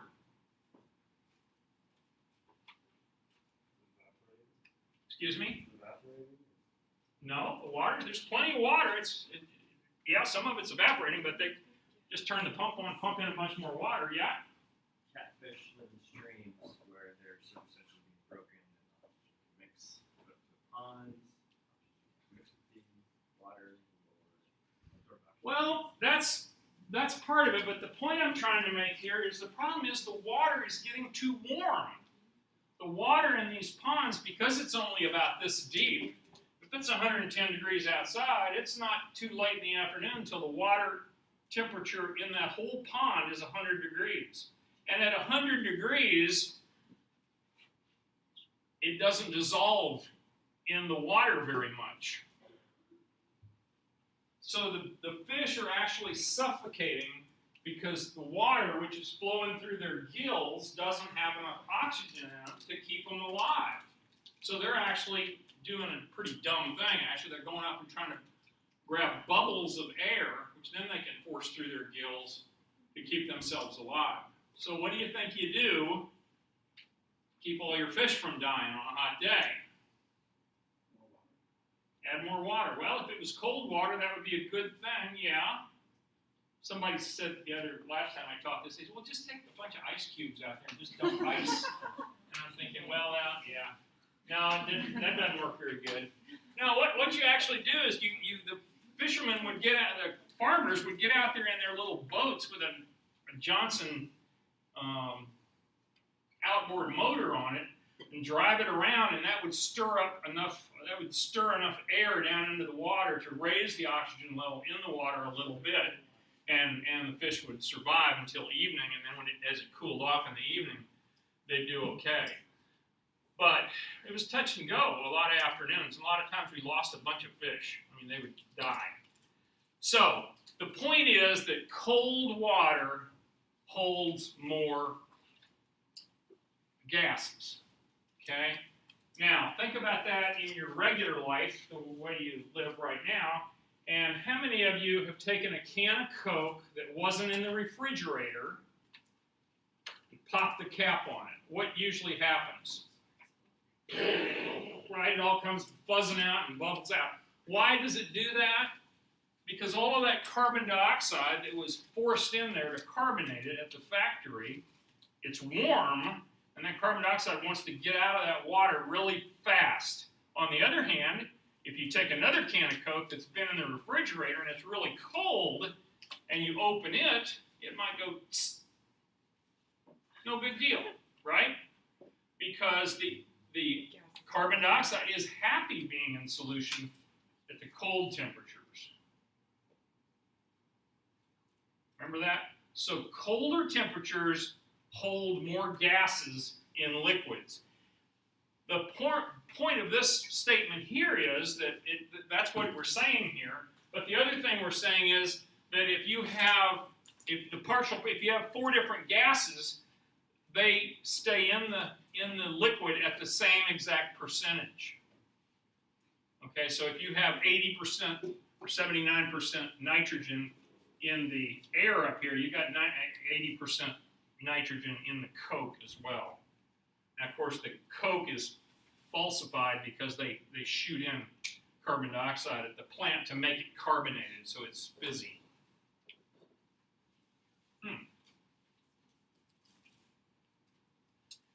Here's an idea here.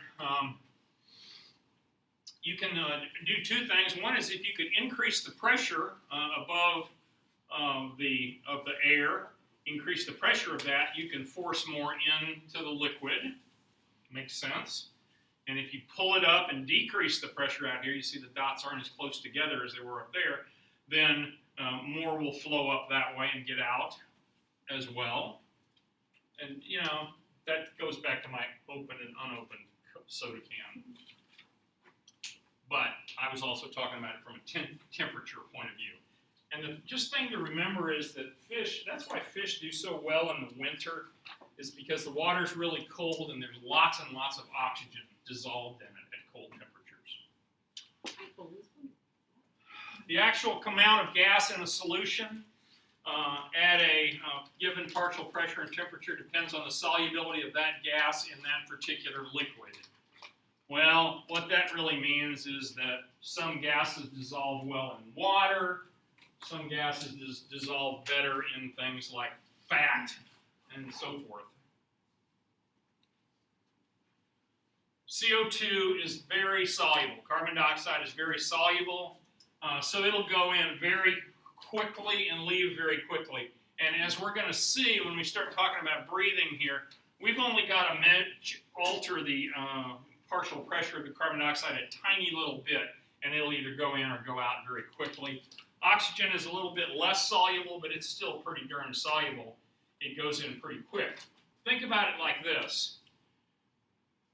When you take in a breath of air and you fill your lungs with oxygen and your heart's there pumping away, okay, and it's pumping blood through your lungs, that blood probably stays in your lungs, in the capillaries of your lungs for maybe 3 seconds, 4 seconds.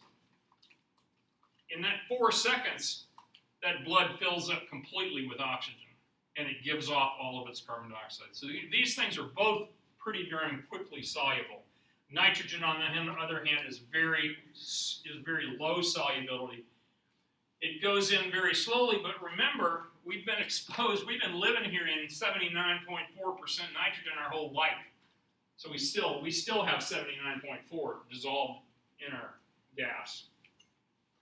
What's normal partial pressures? And these are numbers you're going to have to start learning because they are going to become important as we go through going through the system here.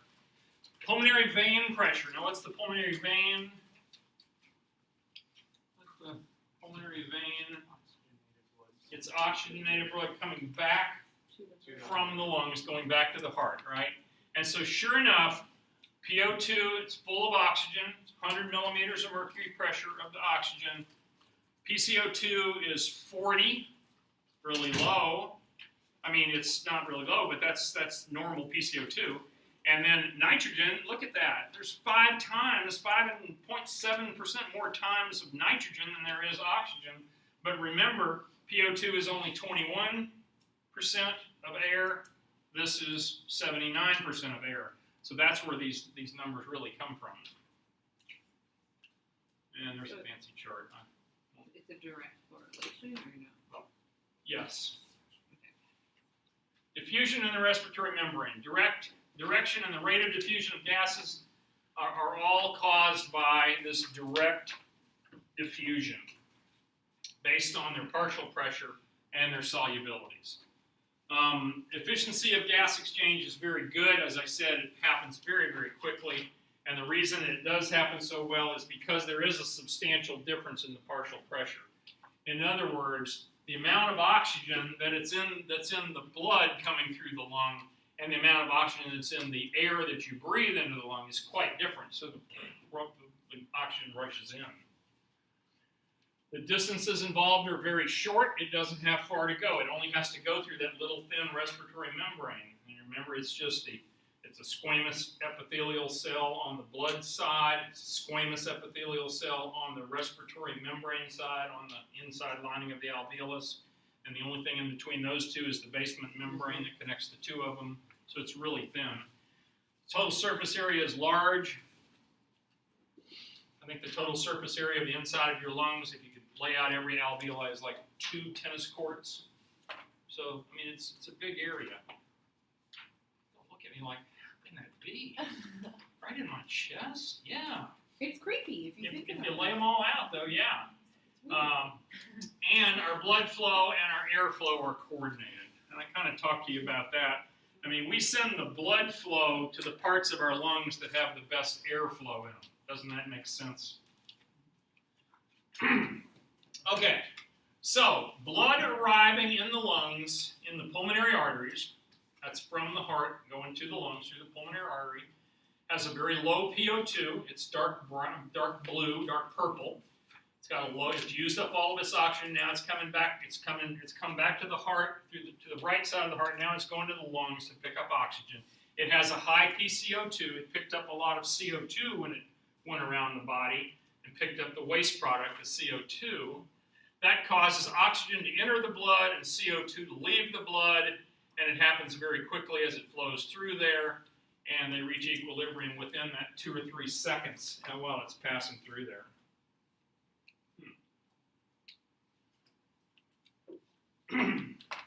I gave you guys this, I talked to you guys about this before, didn't I? The blood to the tubes, the blood that goes into your lungs that's going to service the bronchi and the trachea and things like that. The tubes that are carrying, they need oxygen themselves. And though that goes in through a set of blood vessels called the bronchial arterial system. And remember that bronchial blood, it doesn't go back to the vena cava. It just is dumped right into the blood returning to the heart. And so that's actually going to lower the PO2 of the blood entering the systemic circuit. Indeed, it does. It lowers it from about 100, which is perfectly oxygenated. You mix it with the unoxygenated blood returning from the tubes, drops it down to about 95. So a very normal blood gas on a patient who is breathing great, has normal lungs, has normal hemoglobin, normal everything, it still only gets up to about 95 because of that mixing. It brings it down a little bit. So normal EVG is 95. Here's a kind of a diagrammatic overview of this. You guys ought to take a minute and you just kind of got to think your way through this because it's not hard. But I think it's hard for me to stand up here and point at things quickly and go through them and have you understand them. But here's the alveolus right here. So this is the air side, and this is the blood side, okay? The blood coming in, you see, is blue. That's why they colored it like that. As it comes in, indeed, it has a low oxygen of about 40. It has a pretty high PCO2 of about 45. As it goes past the alveolar membrane, though, the oxygen is going to rush in, right? Because it's 100 out here, and it's only 40 in there, so there's a pretty good push to move that oxygen in there. And CO2, which is kind of high. Now, when I say kind of high, I'm saying 45, but that is kind of high. Is going to flow out into the alveoli, and it's going to, because it's only 40 out here, and then that CO2 is going to be expired. So we're breathing in the oxygen, out the carbon dioxide. Okay. And so when it leaves here, you notice that the PO2 is about 100, PCO2 is about 40. Those are very normal, but then it's going to mix in with that blood that's dumping in there from the tubes, and that's going to lower it down to about 95.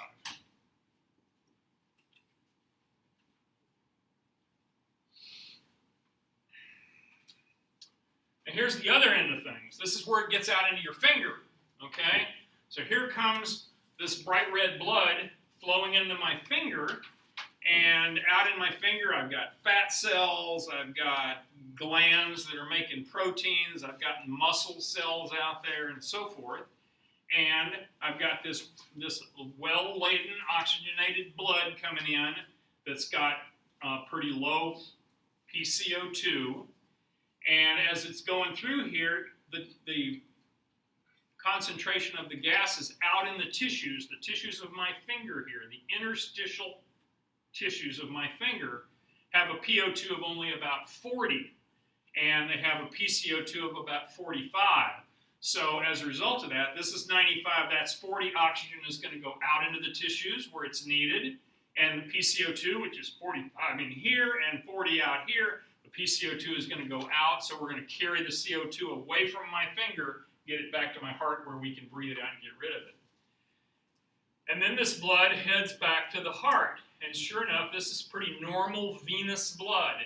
If we were going to do a blood gas on venous blood, this would be pretty typical. PO2 would be 40 because it's used all its oxygen, most of it, and PCO2 is high at 45. Don't be confused because the O2 goes all the way from 95 to 40, and the PCO2 only goes from 45 to 40, because remember the total percentage of CO2, it's really low, right? I mean, it's 0.04%, okay? Red cells transport the oxygen and the carbon dioxide, so they carry oxygen out and they bring carbon dioxide back. The red cells remove the oxygen and the CO2 from the plasma, which then allows the oxygen, which is in the plasma, the liquid part of blood, to diffuse into the red cells, and then it's bound to hemoglobin, okay? So the hemoglobin and the blood cells are out there asking for oxygen as it goes through the lungs, and it's picking it up, and just the opposite with carbon dioxide. Carbon dioxide is being picked up out in the finger and carried back. Oxygen, how is it carried? Well, we had this before, remember? We talked about this in 232. We said that oxygen binds to the iron ions. Remember, there's a heme group, which has an iron molecule in it, and that's on the hemoglobin, and it's a reversible reaction where oxygen can attach onto that, and it can be let off of it. And each red cell has about 280 million hemoglobin molecules. Each hemoglobin molecule can hold 4. So 280 times 4 is just a little bit over a billion, thank you, a billion oxygen molecules per red cell. Remember how many red cells there are in blood? How many are there, Amina? Just a lot, right? What's the RBC number? Let's see, there was a 5 and a 15 and a 45. Wasn't the 5 million per microliter, which is 1,000th of a milliliter? Pretty small amount. A lot of red cells. A lot of oxygen. And the hemoglobin saturation, which we talked about back then as well, that's the percentage of the heme that's on a hemoglobin molecule that are bound up with oxygen. We want our hemoglobin to be full of oxygen. That's a good thing, right? So 100% saturated would be great. We hardly ever get right to 100, but we can easily get up to 97, 98% if things are working pretty normal. What are the things that affect hemoglobin and how well hemoglobin latches onto oxygen? Well, first of all, the PO2 of the blood, how much oxygen is there around? What is the pH of the blood? Because remember, as blood becomes more acidotic, it shifts it one way or the other. As you run a fever and as your temperature goes up or down, that shifts the hemoglobin saturation curve one way or the other. And also this business about metabolic activity. We'll talk about some chemicals that can get in your blood that can kind of screw things up there. You remember what the oxyhemoglobin saturation curve looks like? It's kind of that S-shaped curve where this is the percent O2 or the FiO2. O2% in the air, and then here's the percent, and this is the percent bound, kind of goes like that. It's real easy. So we really only have to be exposed to about 40% oxygen, or PO2 of 40, in order to saturate almost all of our hemoglobin, because hemoglobin has such a strong affinity for it. Ringing bells.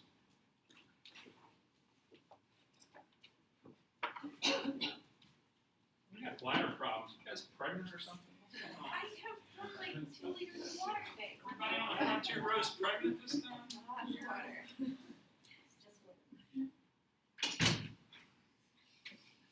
Boy, I think I need I to was start. just about to get up. Maybe I ought to start taking breaks, you know? I'm the old guy with the prostate, and you guys can't make it through the hour. I can't believe it.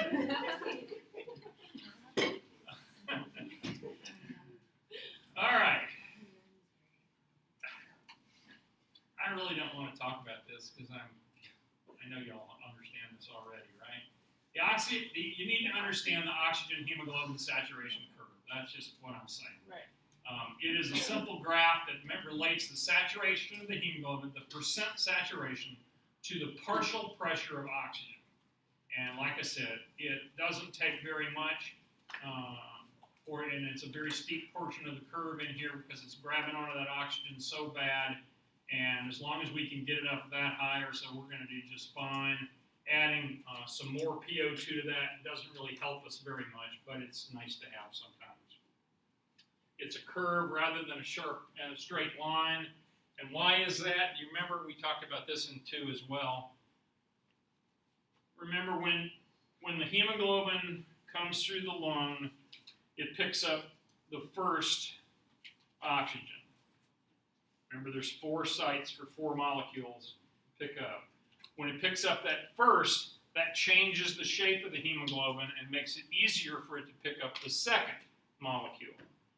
Once it picks up that second molecule, it changes the shape a little bit more and makes it even easier to pick up the third and then subsequently the fourth.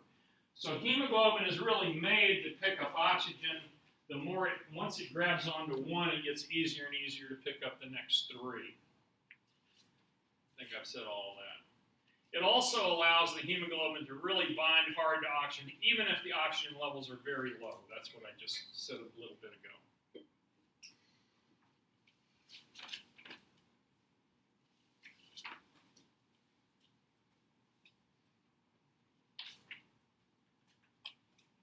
Okay, now what is this saying? Well, this just says that oxygen is always going to diffuse from the area where there's a high PO2, peripheral capillaries, into the interstitial fluid where it's low PO2, right? Now, the amount of oxygen that's released depends on this low PO2, okay? But does it give up all of it? Does it go from 90% saturated down to 0? Does it give up 100% of it? No, it hangs on to most of it. So even when it comes back to the heart, it may still have as much as 3/4 of it still bound up with oxygen. We hang on to oxygen really hard because we never know when we might need it. Does that make sense? Let's talk about carbon monoxide. One of the saddest ER calls I ever got was, Dr. Sessions, can you come to the emergency room?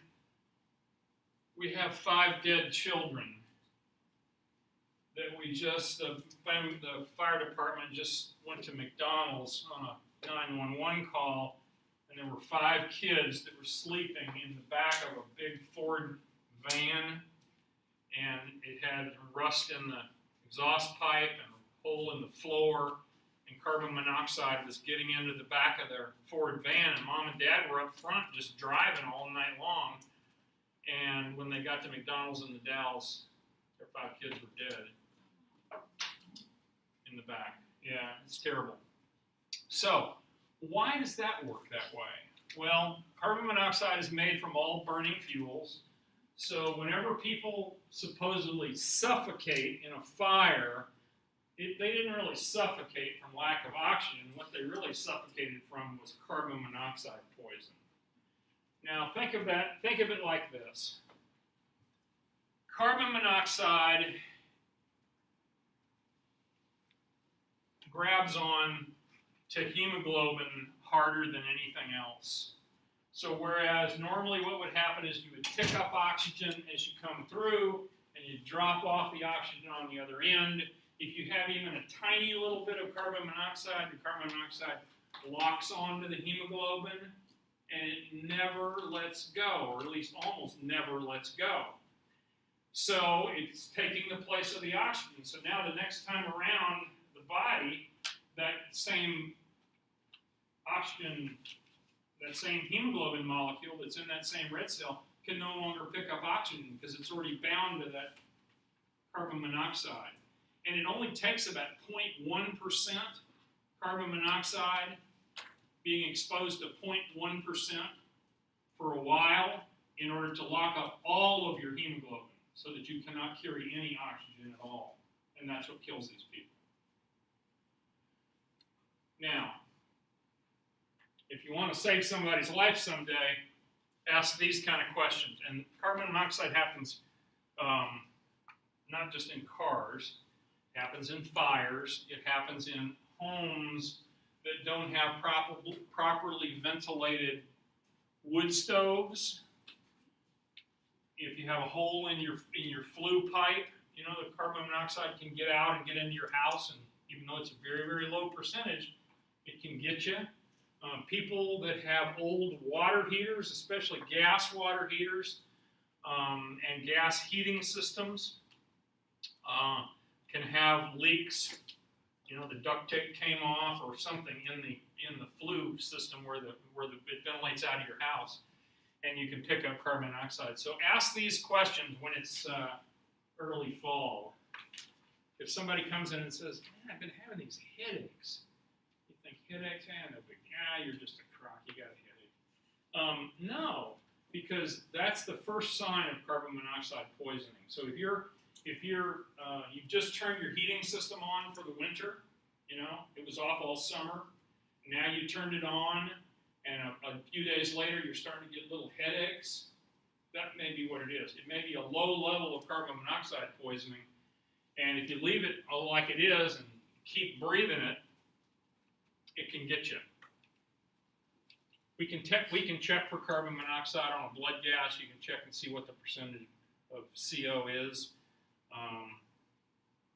So your body will never rid? Well, I don't want to say never, because the treatment of carbon monoxide poisoning is simply give the patient 100% oxygen so that hopefully they can get some hemoglobin and get it, and then just get them outside, get them away from the carbon monoxide, and gradually, over the course of a day or more, that carbon monoxide will gradually let go of the hemoglobin and then it'll start working again. A lot of times it doesn't work very quickly. You actually give blood transfusions to the patient so that they have some hemoglobin that works in the transfused blood. And is that kind of why it can take, like if a person is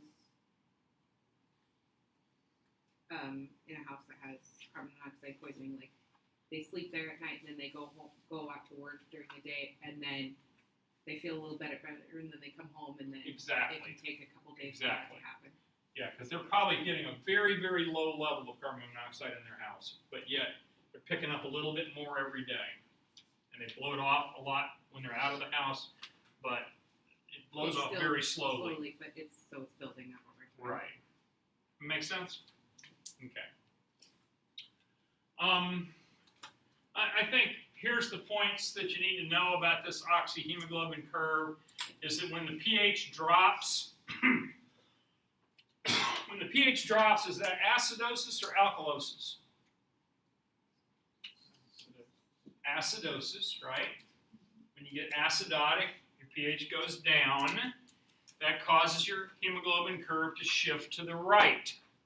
So it goes from there to here with acidosis.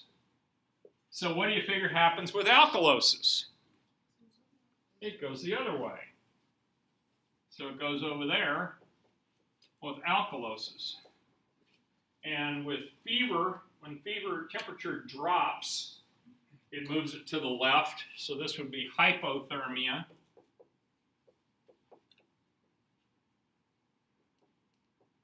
And it moves this way with fever.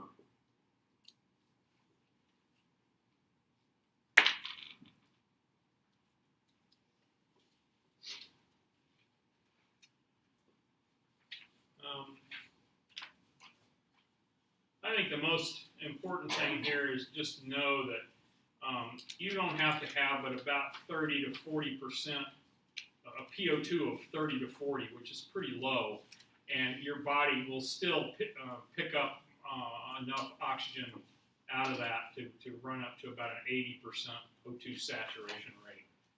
Our blood with hemoglobin really does suck on the hemoglobin very well. That's what it's designed for, yeah. So we can measure blood gas in different ways. Like we have pulse ox, we can do arterial blood gas, Right. venous blood, and that. We Can can get the same values though, depending on what we're looking at, or does it matter when you're talking about here, you're talking about abstractly? Or how are we measuring blood gas through these diagrams? Well, we're not. You measure blood gas in a lab. You say, okay, what's the blood gas of this blood? And it says, oh, well, the pH is such and such, and the PO2 is such and such. And if it's really acidotic, and you know that acidotic would push it this way, you look at the pH, you look at the PO2, and does that fit? That's really, I guess, how you look at it there. Would a pulse oximetry be different than what the lab value would be? Because it's just oxygen Well, through. Oxygen, pulse oximetry is really good. It measures, it's measuring the color of your blood. How red is your blood? That's how pulse ox works. But that's also basically the way a blood gas machine works. The one thing that a pulse ox won't do is it won't measure your PCO2. So even though you may have enough oxygen in your blood, if you're not, it won't tell you whether you're ventilating enough, whether you're actually moving in and out quickly enough. So But we now have CO2 monitors you can put on a thing. So it's getting better. Yeah. More effect is the effect of pH on the hemoglobin curve. It's caused by carbon dioxide. An enzyme called carbonic anhydrase catalyzes the reaction and it produces carbonic acid.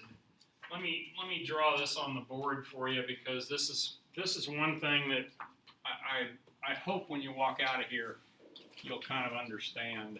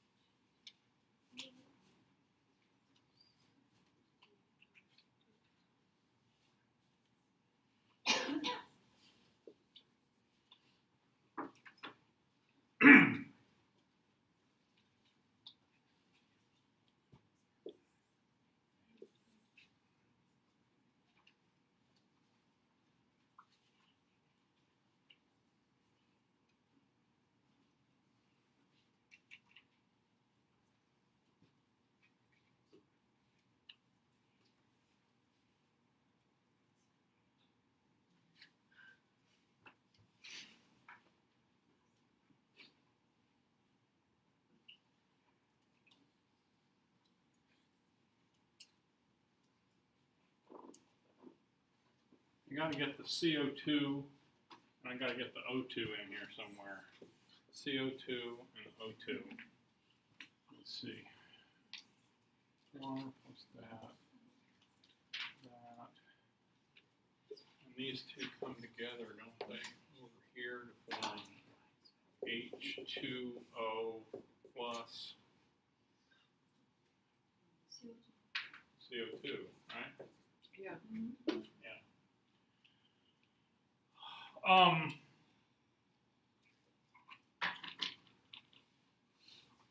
right, now let's think about this for just a minute, because this is always. No, you okay? Yeah, I'm okay. It's a little bit hard for me sometimes to figure this one out. But look at it this way.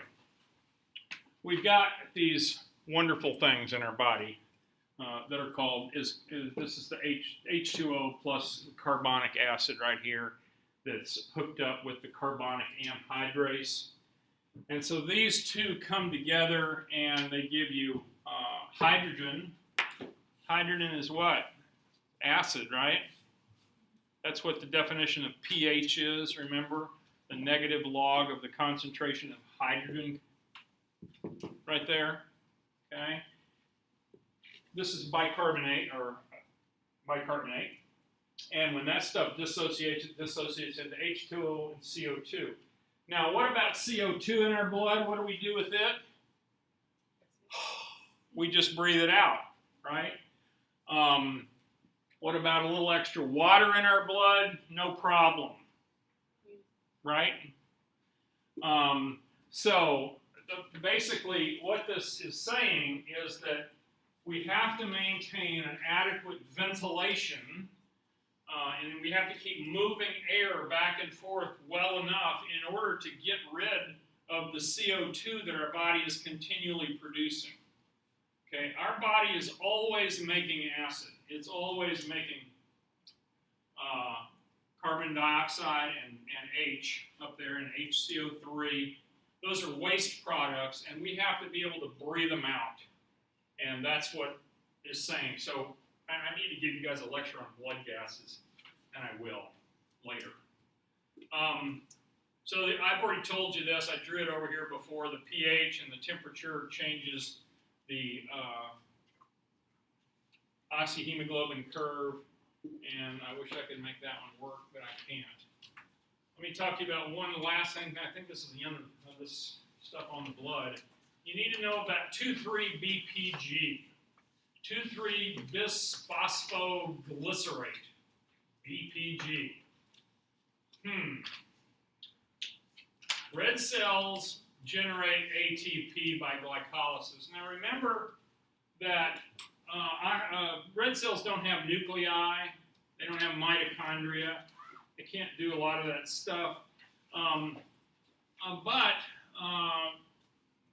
If the blood is in a bag, if you've donated blood and it's sitting in a bag, it's not being reoxygenated all the time, right? And what is happening in that bag of blood is that it's forming, the glycolysis is going on. It wants a little ATP so all the cells don't die. It generates some ATP by glycolysis, but when you do glycolysis, that creates lactic acid and BPG. Now, lactic acid makes the blood get more acidotic, and BPG has a direct effect on oxygen binding. So, this is why we have to throw blood away at 3 weeks.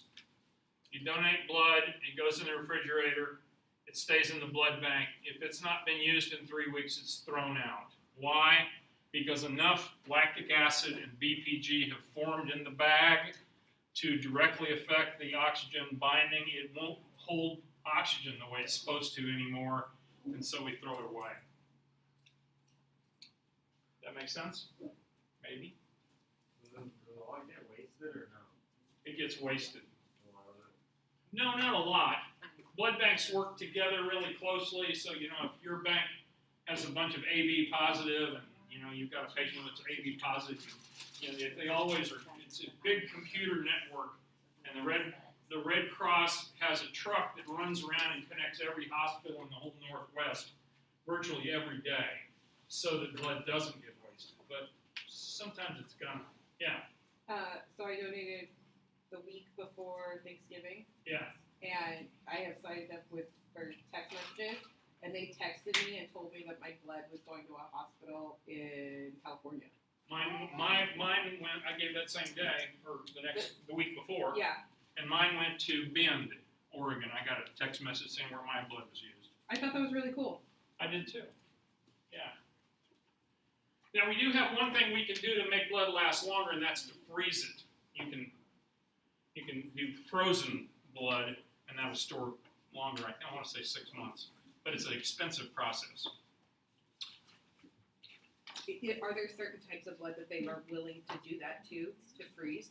Yes, Like AB negative or I O believe that's negative and correct. stuff? I can't speak for the Red Cross, but I think that's right.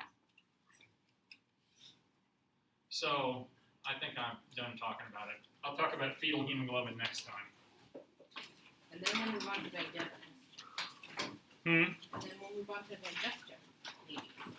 Well, After the rest of it. we got, how many more we got to go? 15 Uh, or 20? It's a long chapter, and it's a hard chapter. some of them are videos. So Yeah.